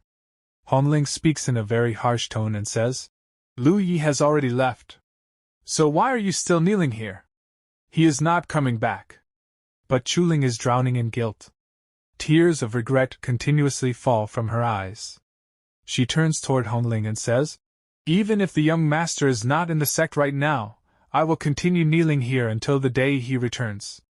Hong Ling becomes angry. She grabs Chu Ling's hand and tries to pull her up, saying, You should stop kneeling and stand up. We are female cultivators. We have dignity too. Why are you humiliating yourself like this? But Chu Ling shakes off Hong Ling's hand and cries, Sister Hong Ling, I was wrong. I made a huge mistake. I poisoned the young master. This punishment is what I deserve. Just then, Master Bai arrives. As soon as she comes, she speaks gently to Chu Ling. What happened is already in the past. From now on, we should start anew. You shouldn't keep blaming yourself. But Chu Ling still cannot let go of the past. She firmly shakes her head and says, A heavenly rigidity poison can never be completely cleared. A part of it will remain inside his body forever. Curing it is extremely difficult. When Hong Ling and Master Bai hear this, both of them are shocked. Hong Ling asks in disbelief, You mean, the heavenly poison is still inside Lu Ye's body? And it will remain there permanently? She is confused. Master Bai then speaks again, mentioning the perfect returning origin pill. The moment Chu Ling hears about that pill, her regret deepens even further. More tears fall from her eyes as she says, So that means Lu Yi didn't intentionally take the perfect returning origin pill. It was because the heavenly rigidity poison flared up and consumed its power. Hearing this, Hong Ling's eyes also fill with tears. She lowers her head and apologizes softly. Senior brother, I'm sorry. Master Bai sighs deeply and says, How wrong we all were about Lu Yi. But where exactly are you now? Scene shift. The scene shifts to the back mountains of the great Taoist sect. There, Lu Yi is cultivating calmly and peacefully. His mind is focused only on self-improvement, not on women. This time, he will not make the same mistakes again. His only focus is cultivation. Through the system, Lu Yi is monitoring the 3 female leads. The system says, Master, they are all waiting for you to return. Lu Yi replies coldly, Let them be. It's quiet here. I'll cultivate here. I've figured it out now. Women, one after another, are all stumbling blocks on my path to the Tao. Our main character is finally on the right path. Straightforward. No distractions. But the system is restless and asks, How long does Master plan to stay here? Lu Yi ignores it. Golden energy bursts out from his body as he smiles and says, Before the December disciple competition starts, I will reach the 13th layer of the Origin Core realm and gain qualification to enter the Great Tao Treasure Pavilion. 3 months later. 3 months pass. The disciple competition is about to begin. Numerous disciples fly toward the arena on their swords. Someone announces, The Order Peak Master of all peaks leads the 92nd generation disciples to gather at the Great Tao Terrace. Lu Yi also flies toward Balan Peak, his face filled with confidence.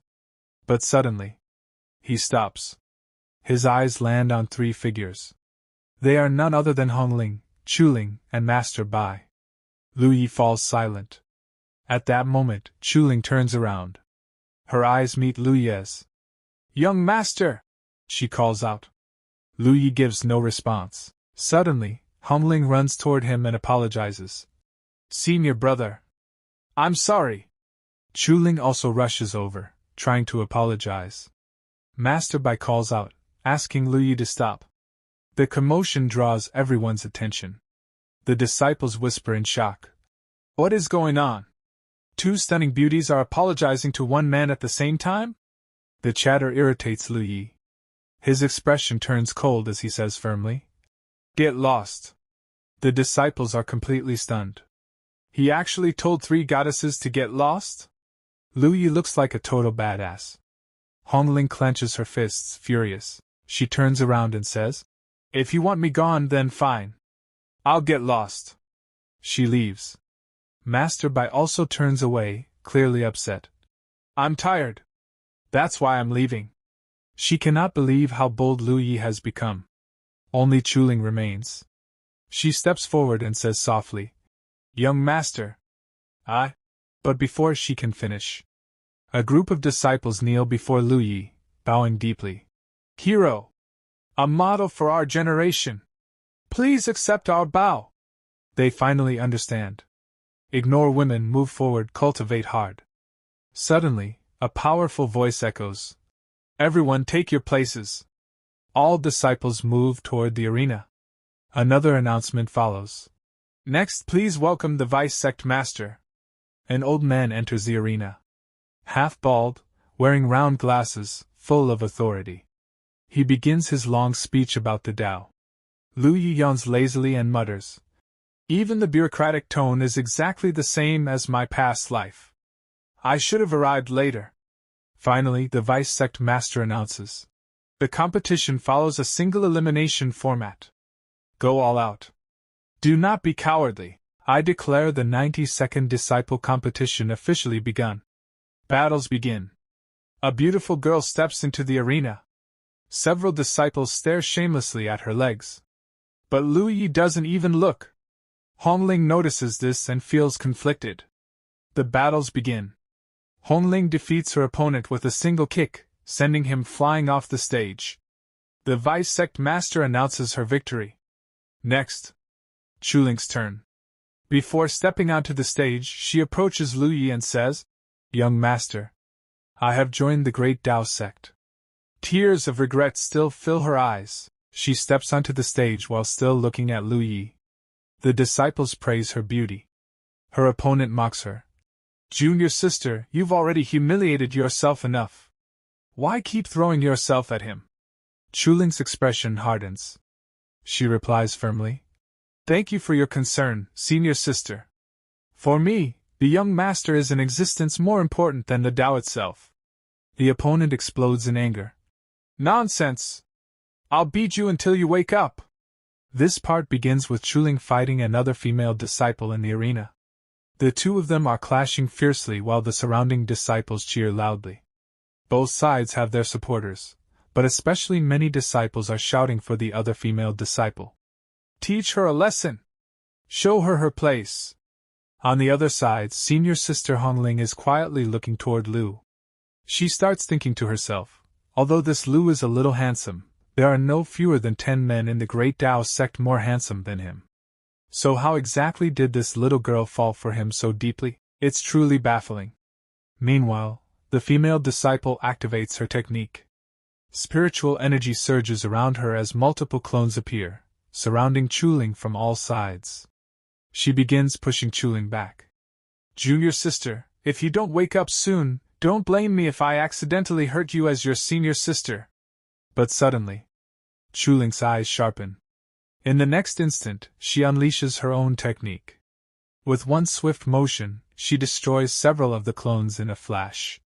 Her sword moves like lightning, cutting through illusions instantly. Before anyone can react, she appears in front of the female disciple, her blade stopping just inches away from her neck. The entire arena falls silent. Fear clearly appears on the female disciple's face. Chu Ling calmly says, Thank you for your concern, senior sister. Then she slowly withdraws her sword and politely adds, I accept your concession. And just like that, Chu Ling of Blazing Peak wins. A bright glow appears on her face as she turns toward Lu with a smile. Young master, I won! But Lu gives no response. All the disciples turn to look at him. He still hasn't melted. He knows exactly what he needs to do. He doesn't plan to get distracted by girls. Without even looking back, he walks toward the stage because the next match is his. Everyone is shocked by his attitude. The disciples start whispering among themselves. He doesn't know how to cherish jade and pity fragrance at all. Soon, the next match is announced, Lu versus Gu Qing. A large number of disciples cheer for Gu Qing, wishing him good luck. They want him to defeat Lu. They hope he will crush Lu's ruthless attitude and teach him a proper lesson, so Junior Sister can finally see what kind of trash he really is. Lu looks seriously at Gu Qing and thinks, I don't seem to have any impression of this name. Without wasting time, Gu Qing charges forward and loudly declares, Today, I'll teach you a lesson on behalf of everyone. But Lu's expression turns cold. He watches the attack coming toward him. He clenches his fist. Spiritual energy gathers instantly, forming a spiritual fist. Boom! With one punch, he shatters Gu Qing's sword. The impact sends Gu Qing flying off the stage. Silence. Then Lu calmly says, I accept your concession. The old master watching from above slightly smiles. This generation has produced some excellent seedlings. Another elder nods. Indeed. Those from Blazing Peak are especially outstanding. The old man continues. Sect leader Hong Ling and Chuling. I didn't expect Junior Sister Bai to be not only skilled in cultivation herself, but also so formidable in teaching disciples. They are excellent, certainly. But their emotions are also too abundant. If those two girls run into love, they may not necessarily have the mind to compete. Then his gaze shifts toward senior brother. If this continues, I'm afraid my great Tao sect will turn into the Jealous Union sect. After that, many battles take place. In every round, the same three characters continue to win. Chuling advances easily. Hong Ling also advances. Next match, Lu of Blazing Peak versus Li Jimin of One Dao Peak. Li Jimin activates his technique and creates a turtle spirit shield around himself. The defensive power is extremely strong. He reinforces it further, making it even thicker. But Lu charges forward immediately. Without hesitation, he throws a punch at the shield. Crack! With terrifying force, he shatters the defense completely. Li Jimin is stunned as his powerful shield breaks apart like glass. He falls heavily to the ground, unable to believe that his defense was destroyed so easily. After defeating him, Lu calmly says, Thank you. Now Lu slowly steps higher through the rounds. His next opponent is Hong Ling. Hong Ling stares at him carefully. She already knows she isn't his match. I know I can't beat you, she says. But let's agree on one thing first, no hitting the face. Maybe she's planning some trick. She already understands she can't win normally. Lu smiles slightly. You actually reminded me. In the next second. Bam! His spiritual fist lands directly on Hong Ling's face. She is completely shocked. His speed is far beyond her expectations. The match is practically over instantly. You said no hitting the face, she shouts angrily. Now Hong Ling activates her technique. Golden energy erupts from her body. Then please enlighten me, senior brother. She uses her fearless divine fist. Lu casually raises his fist. No strain. No forceful movement, just a simple extension of his arm.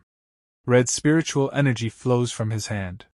When her divine fist collides with his, her attack shatters instantly. With a slight push, Lu sends her flying backward. She crashes onto the stage. Defeated. He walks past her, then suddenly stops. Someone comments loudly. Good heavens! Does this Lu not like women, bro? Another disciple mutters. He's not backward, he's straightforward. He only looks forward now. Hong Ling, like an annoyed kitten, refuses to give up. Senior brother, I'm not done with you. She still doesn't accept defeat. No one knows what she's still clinging to. But Lu doesn't want any relationships anymore. Yet these people keep chasing after him. Two disciples who are actually his fans whisper. If that's really the case, Lu is quite pitiful. Did we misunderstand him? The other nods. Boys being alone outside must protect themselves well. Then the fifth round begins. This time, Lu faces Lingu Yushuang. They stand opposite each other on the stage. Lingu says calmly, I've already made up for my defects. But it seems I'm still not your match. Lu replies, knowing shame and then being brave, making constant progress. That is the way of cultivation. Lingu narrows his eyes. You're not an unreasonable person. So why are you so savage and ruthless toward your junior sisters? Lu doesn't answer. He raises his hand and gestures. Come. You don't need to know that. Just make your move. Lingu becomes angry. He activates his technique and sends countless slash attacks flying toward Lu. And with that explosive clash about to unfold, this part begins with Lu Yi slowly raising two fingers of his right hand. In the next instant, a blazing red sword intent condenses between his fingers, glowing sharply like burning blood. The air around him trembles. Without hesitation, he slashes forward. His sword intent crashes into his opponent's attack, and destroys it effortlessly. Not only that, Lu Yi continues walking forward calmly, as if nothing could stop him. His opponent now clearly feels Lu Yi's overwhelming power. Fear creeps into his heart. His grip tightens, but his confidence is already gone. Lu Yi smirks slightly and says, Senior brother Lingu, do you still want to continue? A faint smile appears on his face, confident, almost teasing.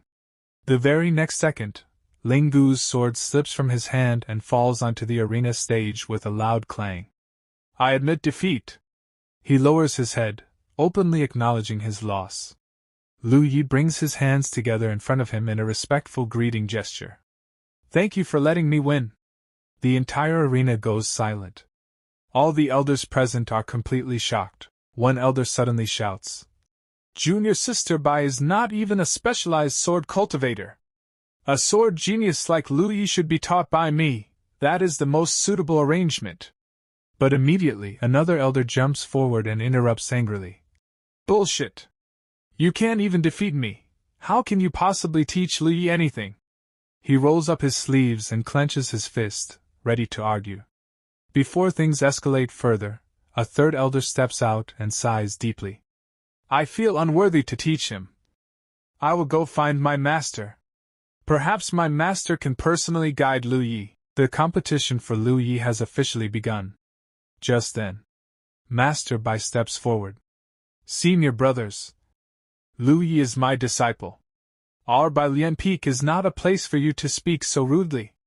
The moment the elders see her, their faces turn red in embarrassment. One elder quickly says, Junior Sister Bai, if you are willing to give Lu Yi to my lonely sword peak, we are willing to offer all our precious resources for the next 3 years to your vent peak. Another elder adds desperately, Junior Sister Bai, you know me. My hidden sword Heaven Scripture is waiting for a top-tier successor. If you do not give him to my hidden sword peak, our lineage will die out. I am willing to give you 20 years of my essence. But Master Bai firmly shakes her head. No way. It is absolutely impossible to give Lu Yi to any of you. There is no room for negotiation. Lu Yi hears everything. He begins to think. Isn't Master Bai afraid that I might deceive her and destroy the ancestors' reputation?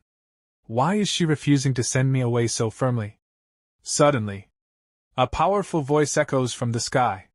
Marshal Ni Spy. I am taking this Lu Yi. Everyone freezes. Master Bai looks up in shock. All the elders raise their heads.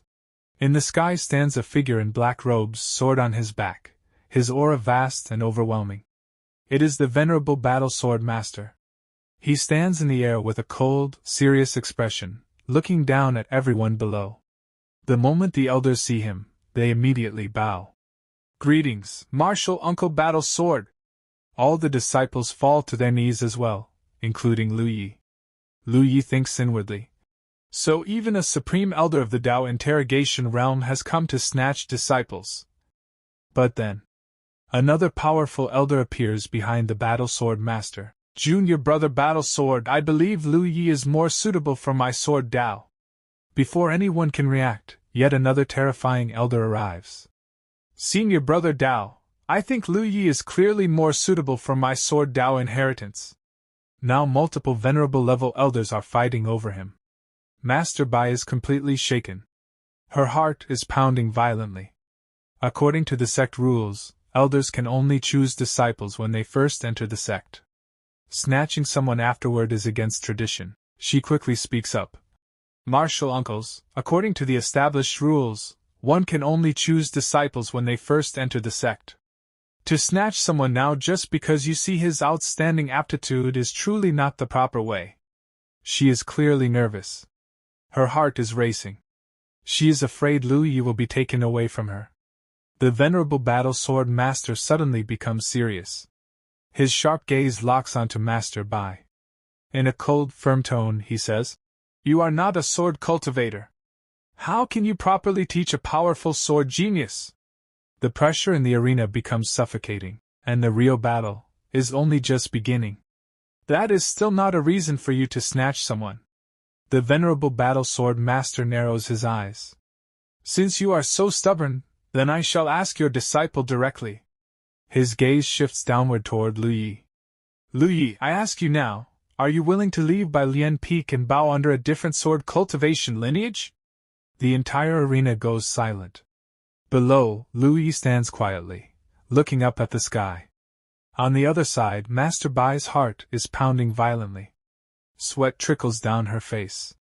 Behind her, Hong Ling is also nervous. Sweat forms at her temples as well. She thinks to herself, Lu Yi, if you really want to leave, does that mean we will have no connection from now on? She assumes he might stay. But that misunderstanding is about to be shattered. And somewhere deep inside her heart, a strange jealousy begins to burn.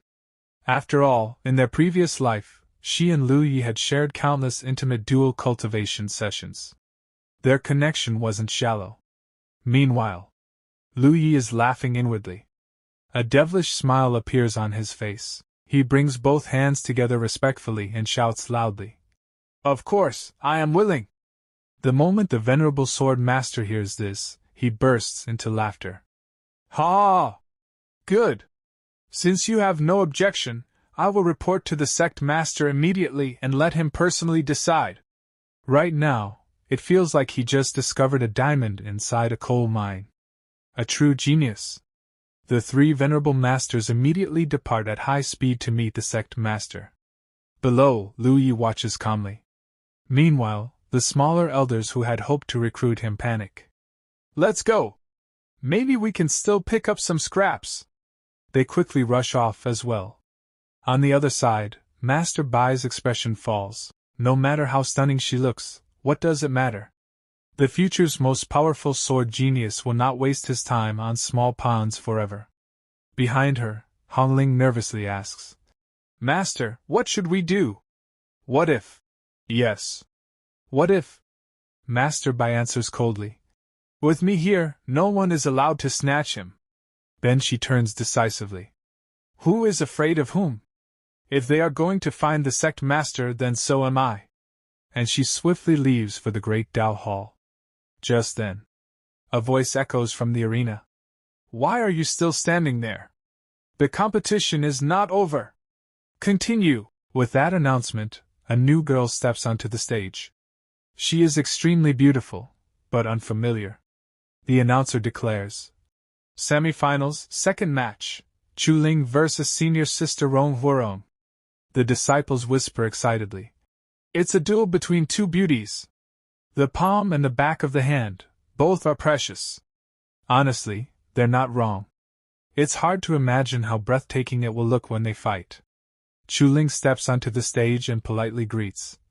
"Senior sister, please make the first move." Scene shifts. The Great Dao Hall. A massive palace, the core of the sect. Even from outside, voices can be heard. "Sect master, you must make a decision for me. Otherwise, my lonely sword lineage will truly die out." Another elder says urgently.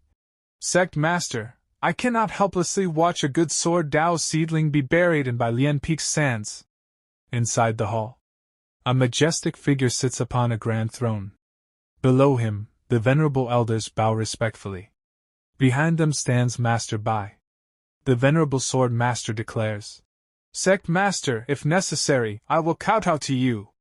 Then, we finally see the great Tao sect master, Lu Chunfeng. He raises his hand and says coldly, "Enough. All of you, shut your mouths." Instant silence. "Yes, sect master." He turns his sharp gaze toward Master Bai. "Junior sister Bai." For a moment, he looks serious. But in the very next second, his expression completely changes. He softens instantly, like a cat trying to act cute. "I haven't seen you in a year, you're becoming more and more beautiful." Wow! So even the sect master isn't immune when it comes to a beautiful woman. The venerable elders are stunned. Their faces collapse in disbelief. Meanwhile, Master Bai smiles gently, a faint blush appears beneath her eyes. This part begins, and Master Bai greets the sect master. And after seeing Master Bai, the perverted sect master says, "I told you, you can call me senior brother. There is no need to call me sect master." But Master Bai says, "Sect rules cannot be mistaken. Etiquette cannot be abolished." Then from the other side the perverted sect master says, all right. Calling me sect master is fine too then. Junior sister Bai, what do you think of this matter?" Then Master Bai says from the front, "I absolutely will not allow Lu Yi to leave Baiyan Peak. This does not conform to the sect rules, nor does it conform to etiquette." After hearing her words, a martial uncle says, "Bai Yunlan, you are a spell cultivator. Do not lead disciples astray." Then Master Bai smiles and says, "Spells I can teach. Sword I can also teach. If the three martial uncles do not believe me, then the sect master can allow me to fight a short battle against the three martial uncles. If I win, Lu Yi will be a person of Baiyan Peak." After hearing her words, a martial uncle looks at her and says, Good. This martial uncle won't bully you either. I will seal my own cultivation and fight you with sword at the same void refining realm. If you lose, then let Lu Yi choose for himself." And Master Bai also becomes ready. Then she quickly starts walking toward the arena and says, "I will absolutely not lose. If you want Lu Yi, come fight me in the sky." Behind her, the martial uncle also starts going and says, "Fine." For the sake of a successor, this old man is not afraid of bearing the infamy of bullying the small. And on the other side, the perverted sect master tells Master Bai to stop, but she has already left, so he says to the martial uncle, "Martial Uncle Lonely Sword, you must absolutely not hurt junior sister Bai." Then in the sky, Master Bai summons a spiritual sword, which appears above her. And she also pulls out her own sword. At that moment, Chu Ling notices that spiritual sword and starts looking toward the sky. Then she says, "The Divine Sword Master has made her move." And as soon as the martial uncle sees Master Bai's power, he becomes completely shocked and says, "Junior sister Bai, how is it possible?" Then she says, "Martial uncle, be careful." Then she lowers her finger, and because of that her divine sword also starts descending downward. To block that attack, the martial uncle also sends his sword forward to block it and says, "Then this martial uncle won't hold back." And both of their swords clash with each other. The martial uncle is using his lonely sword strike to block the attack. But the next moment his spiritual sword starts breaking, and it shatters into pieces. The martial uncle loses. Blood comes out of his mouth, and he also becomes injured. Then Master Bai looks with a serious gaze and says, "Martial uncle, you have lost." Then she announces and gestures with her hand, "Please, next martial uncle, enlighten me." Then the second martial uncle comes in front of her and says, "Forget it. The sword Dao you just displayed proves you have the ability to teach Lu Yi. Since that's the case, it's not good for us to still snatch someone else's treasure." He accepts defeat. And the third martial uncle also says, "Not bad. I mean the same." After hearing their words, Master Bai brings both her hands together in greeting and says, "Thank you to the martial uncles." Then she comes down, where the perverted sect master is waiting for her. Then he says, "Junior sister Bai, are you all right?" Junior Sister Bai, the sword technique you used just now does not belong to the Great Tao sect, right? In reply she says, obtained by chance. It indeed does not belong to the Great Tao sect. And the perverted master is still very happy and says, since Junior Sister likes to study sword techniques, I, your senior brother, have privately collected quite a few sword arts.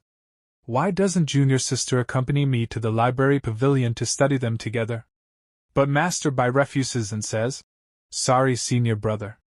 I won't like sword techniques. Then the scene shifts to the arena, where Chu Ling is still on the stage. Now the final match is about to happen. Chu Ling versus Lu Yi.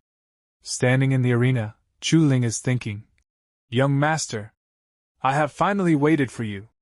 At that moment Lu Yi starts entering the arena. Seeing him, Chu Ling's eyes shine and she becomes happy and says, young master! And step by step Lu Yi is walking into the arena.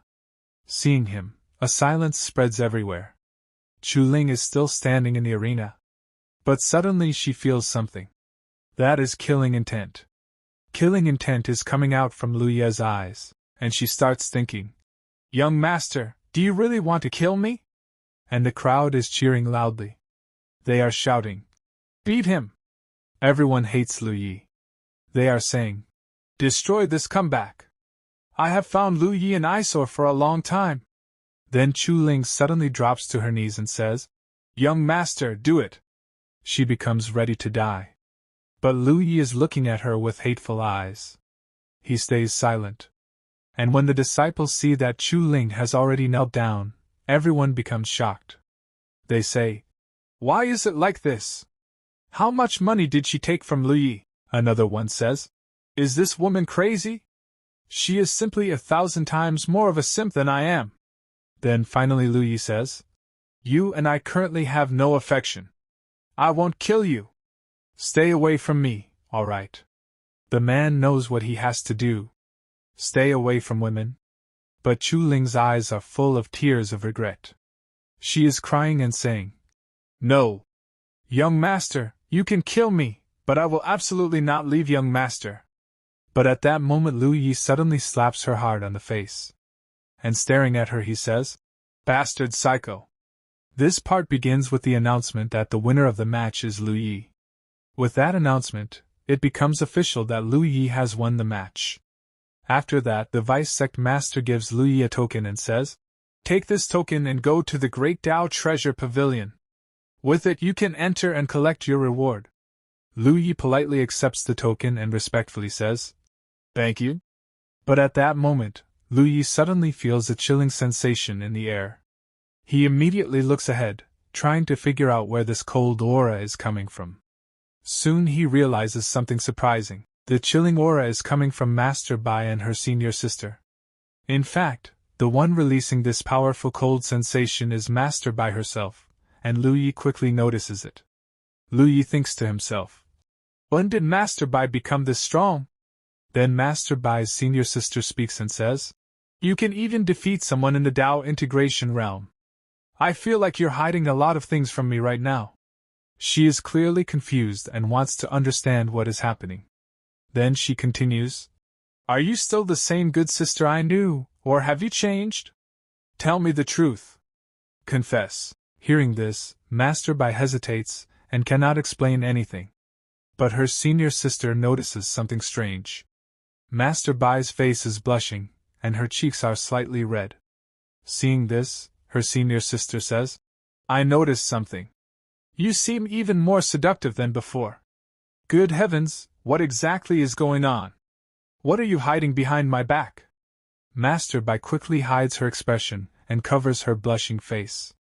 She replies, good heavens, it's nothing like that. She does not tell the truth. But deep inside she already knows something important. The chaos-ine poison inside her body has appeared earlier than expected. She has also noticed this change. That is probably why her seductive aura has become stronger. Then, as her senior sister gently places a hand on Master Bai's shoulder, she suddenly feels something strange. Her senior sister asks, what exactly is wrong with you? But the moment she touches Master Bai, she feels a very unusual sensation. The feeling is so strange that a small scream escapes from her mouth. She quickly says, "It's fine. I'm okay." But right after that, Master Bai suddenly disappears. Before leaving, she says she has something urgent to deal with, so she must leave first. As soon as she vanishes, her senior sister stands there completely confused and shocked. Meanwhile, on the other side, Lu Yi watches everything with a faint smile. Inside his mind, he thinks, "My dear master, this is the Chaos-Ean poison. I hope you can rely on your own strength to suppress it while I eventually turn this poison into nothing." Lu Yi shows a strange confidence. After that, the scene shifts to the Great Tao Treasure Pavilion. Step by step, Lu Yi climbs the stairs and approaches the pavilion. When he reaches the entrance, he shows the reward token to the gatekeeper. The elder at the pavilion looks at him and asks, "You are this time's champion?" Then he continues, "Your name is Lu Yi, correct? If that's the case, please come in." Lu Yi enters the pavilion. Inside, another elder explains, "The higher you go in this pavilion, the better treasures you will find. However, you can only choose 3 treasures, and they must be from the 7th floor or below." After hearing this, Lu Yi smiles strangely. Then he calmly says, "A wood spirit root, a god burial ridge key, and a 9 dragons treasure furnace. I've already made my choice." He clearly came prepared. When the elder hears this, he becomes extremely surprised. The wood spirit root and the god burial ridge key are indeed good items, but this 9 dragons treasure furnace? Lu Yi simply winks and says, "I have my own wonderful uses for it." After some time, Lu Yi walks out of the Great Tao Treasure Pavilion. Outside, many disciples are gathered under the open sky.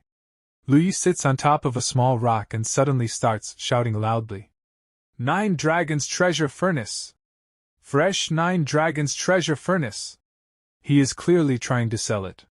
Then he continues, "Exchange it for 1 profounding soul fruit.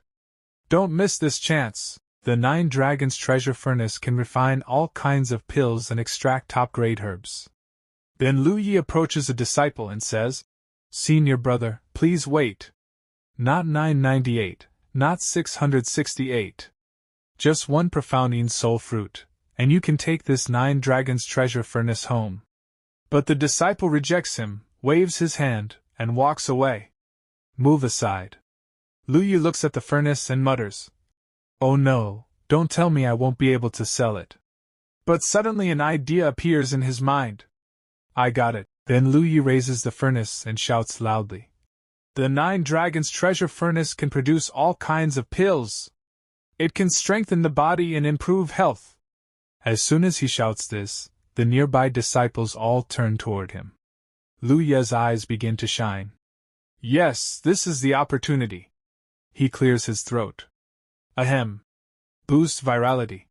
At that moment, another disciple becomes interested and asks, "Then how can I exchange for it?" Lu Yi immediately replies, "1 profounding soul fruit." And just like that, the deal is made. Lu Yi smiles and says, "You have excellent taste." After some time, the scene shifts to the main gate of the Great Tao sect. Here we see Chu Ling, who has prepared food for Lu Yi. She is carrying the dish for him. Honestly, even though she betrayed him before, she still looks incredibly beautiful. At that moment, Lu Yi walks up the stairs, and Chu Ling notices him. "Young master, you're here," but Lu Yi ignores her completely. Chu Ling says, "Young master, I made your favorite mung bean cakes for you." Yet Lu Yi walks past her without even looking. Chu Ling can only stand there watching him leave. "Young master."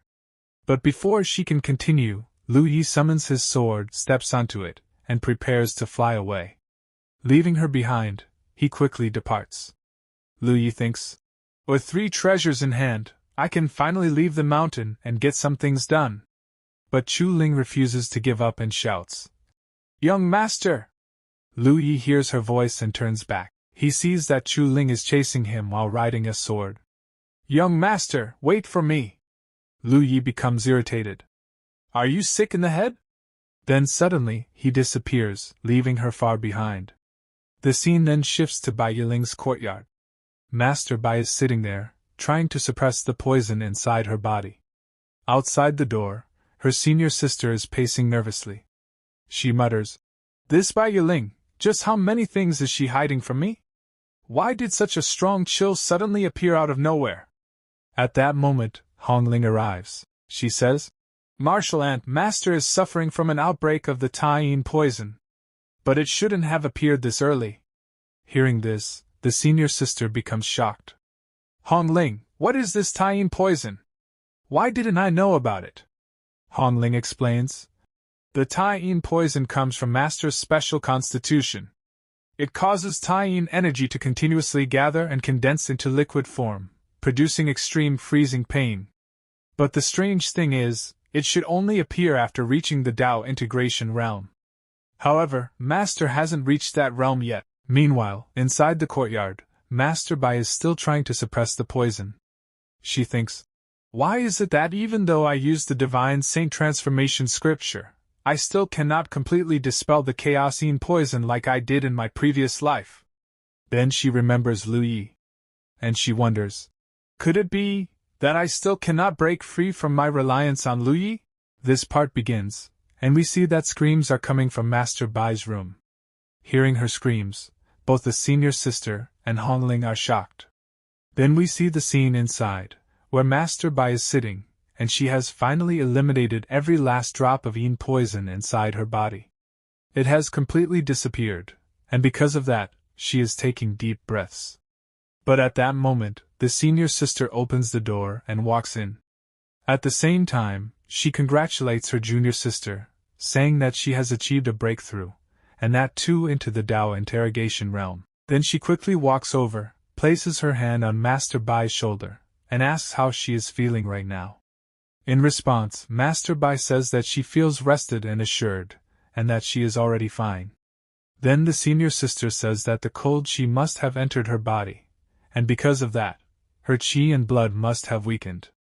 She continues, saying that she is already in the Tao interrogation realm, yet her pulse is still like this, and she is still saying she is fine. At that moment, Hong Ling also enters the room. Master Bai then tells her senior sister that it is just a small matter and starts moving forward. Then she asks Hong Ling about Lu Yi, asking where he is right now. In response, Hong Ling says that after getting first place, senior brother disappeared. He should have left the sect to go out and gain experience.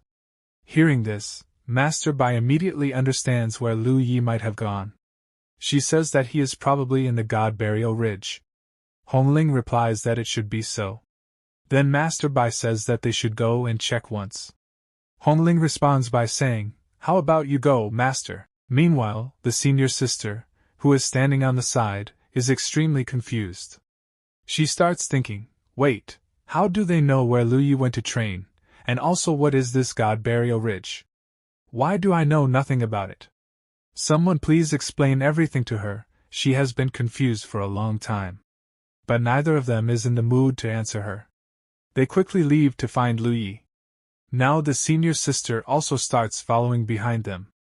She says, "Damn you, Bai Qian! I treated you as my best friend, yet you treat me like this. What exactly are you hiding from me?" Master Bai turns back, smiles, and says, "We were wondering whether you would follow us." Hearing this, the senior sister puffs up her cheeks and says, "Bullshit! With my personality as your senior sister, how could I not follow?" Then she says to Hong Ling, "You, Hong Ling, you look absent-minded. You must be hiding something from me, right?"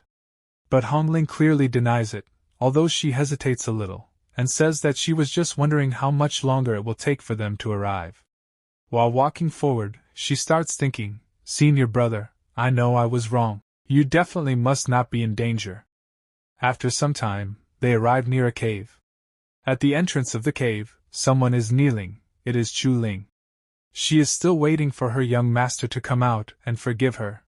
Just then, a voice comes from behind, asking where her senior brother is. As soon as Chu Ling sees them, she greets them first and says that he is still inside. When the senior sister hears Chu Ling addressing them as senior sisters, she is once again shocked and starts thinking, there must be some earth-shattering gossip behind this woman. She only wants gossip. When will she finally learn the truth and spread it throughout the sect? Someone please tell her the truth. Anyway, Chu Ling says that to reply to Sister Yi, young master has already entered the God Burial Ridge, and she is here acting as his Dharma protector. Hong Ling says that she is a bit worried, and that they should go inside the God Burial Ridge and take a look. In response, Chu Ling asks what she is worried about. Then Hong Ling leans close to her ear and says, "What you have done, I have done as well." Hearing this, Chu Ling is completely shocked and unable to react. Then she says, "You also poisoned him? What poison did you use?" Hong Ling replies, "It's primordial morning mist." As soon as she hears this, Chu Ling immediately rushes into the cave and says to hurry and check on young master. Now the senior sister also starts following them, thinking, God Burial Ridge, Een poison, primordial morning mist, why can't my vocabulary keep up? As she runs inside the cave, her foot suddenly hits something. When she looks down, she sees a huge insect-like creature, but it is dead. Seeing it, she is shocked and asks what it is. From inside, Chu Ling says not to be afraid, these are all corpse beetles killed by young master, and there is no danger. We then see that Lu Yi has killed a large number of beetles. Seeing all this, the senior sister starts thinking, these corpse beetles are all at the sentient intent realm, while Lu Yi is only at the origin core realm. Doesn't anyone find this strange? As Chu Ling moves further inside, she sees that the formation inside has already been broken by young master, and everyone can enter safely. Then we are shown the inside scene, where there are huge statues, and beneath them, Lu Yi is sitting and cultivating. As soon as Chu Ling sees him, she shouts, "Young master!" At the same time, Hong Ling starts thinking, fortunately, the primordial morning mist has not erupted yet. But then we see Lu Yi clenching his fist tightly, veins appearing on his arm. The poison mist starts entering his body, causing him pain. Sweat begins to drip from his face. Hong Ling suddenly shouts, "Not good! The primordial morning mist followed us here!" Immediately, Chu Ling jumps forward to save Lu Yi, extremely anxious. But at that moment, Lu Yi opens his eyes, and strange veins appear across his face. Hong Ling says, "Senior brother, this is primordial morning mist. You won't be able to withstand it. Let master help you, let her use Taiyin power to temporarily freeze you." At that moment, blood starts coming out of Lu Yi's mouth, and he begins screaming. Chu Ling immediately draws her sword and says that young master told them to leave, and she is his Dharma protector. Tears appear in her eyes as she orders everyone to back out. Hearing this, Hong Ling turns back, and Master Bai also turns away. Hong Ling says, "Fine, leave then, it's not like I care." Master Bai says, "Let's go. He doesn't need help anyway." As they walk outside, suddenly a massive explosion occurs inside the cave. Intense flames burst out, and seeing this, both of them are completely shocked. Master Bai shouts, "Lu Yi!" She starts thinking, this underground palace space was. The scene begins with Hong Ling breaking down in tears as she cries out, "Master! I killed Lu Yi! I killed him once again, he clearly had 9 lives, why? Master Bai slowly turns around and looks at her. Then she raises her finger forward, and a strange blue aura gathers around it. She calmly says, "Hong Ling, it's okay, get some rest." As she speaks, she uses her power, and Hong Ling instantly falls asleep, her body finally calming down.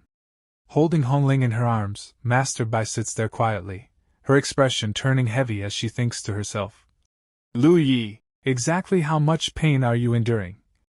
At that moment, senior sister arrives behind her and softly asks, "How about we go in and take a look?"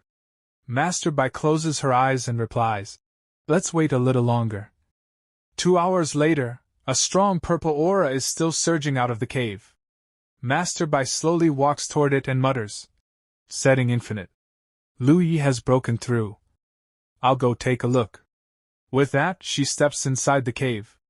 The moment she enters, broken stones are scattered everywhere, and a dense aura fills the surroundings.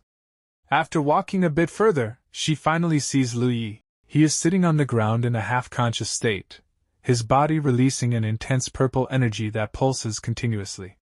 Seeing his condition, Master Bai asks, Lu Yi, how are you? Lu Yi slowly opens one eye. His face is drenched in sweat, and he takes a deep breath before replying. I'm fine. Master, may I ask, what poison did you inflict on me? Master Bai goes silent for a moment, then says, The poison I inflicted on you is called the Tai-in marrow bug. It can. But before she can finish, Lu Yi raises his hand and stops her. Every time I break through, a new poison emerges. Master, what number are you, among those who poison me? Master Bai hesitates and says, I am not too sure either. Lu Yi then stands up and says calmly, Then there's no need to continue. I'm going back. He walks past her and adds, Master must have already broken through to the Tao integration realm.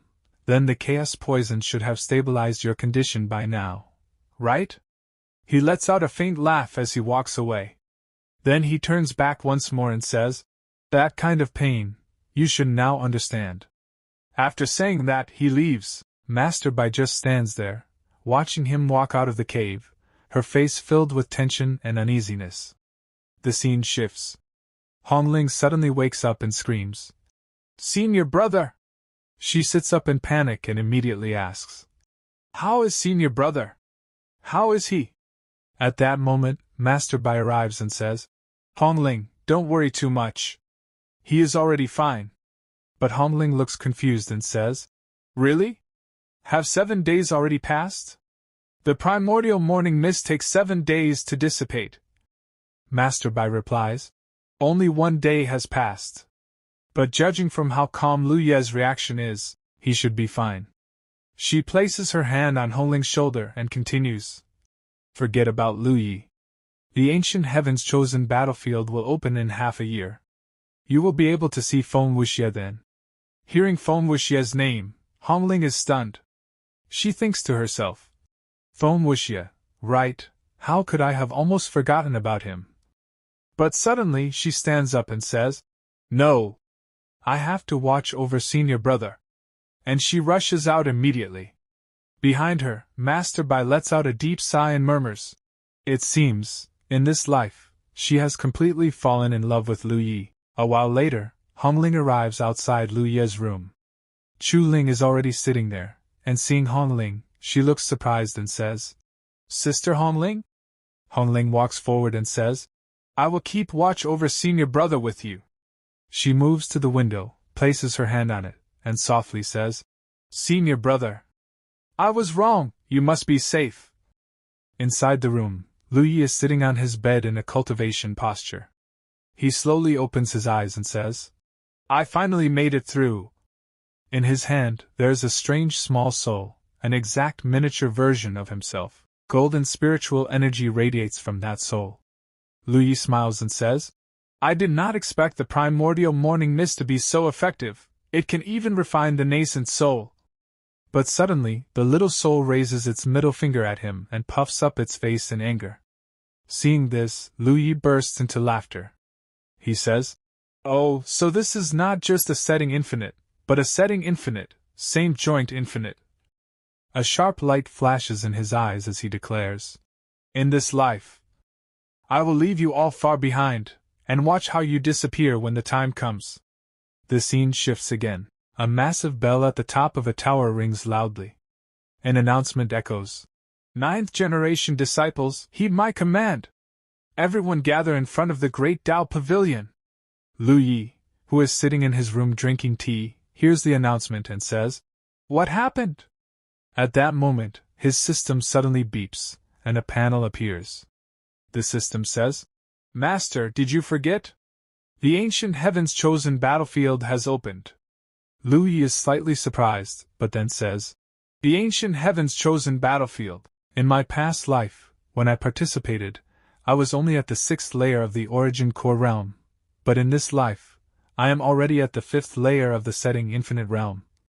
I will definitely achieve great things. With that, he immediately sets off toward the battlefield, standing on his flying sword. Let's go, time to head to the Great Tao Pavilion. Soon, at the Great Tao Pavilion, countless disciples have already gathered. An elder steps forward and announces, Abnormalities have appeared in the ancient Heaven's chosen battlefield. It will soon open in the Nine Dragons Valley of the Central region. This ancient battlefield opens once every 1,000,000 years, and the resources within are extremely abundant. Anyone under 100 years old may enter, making it the most suitable battlefield for all of you. At that moment, Chu Ling comes up behind Lu Yi and says, "Young master, you will definitely go, right? However, it is filled with danger, killing intent, and countless threats. The undead spirits of ancient heavens wander within. The chosen of demon spirits, monsters, and ghost races will also enter. Other sects will kill to steal treasures, so please think carefully and act cautiously." She falls silent. At the same time, Hong Ling is also shown watching Lu Yi silently. Then, we get a brief glimpse of Feng Wuxie. Hong Ling thinks to herself, "Feng Wuxie, we will fight side by side again." And with that thought, boom! The scene ends.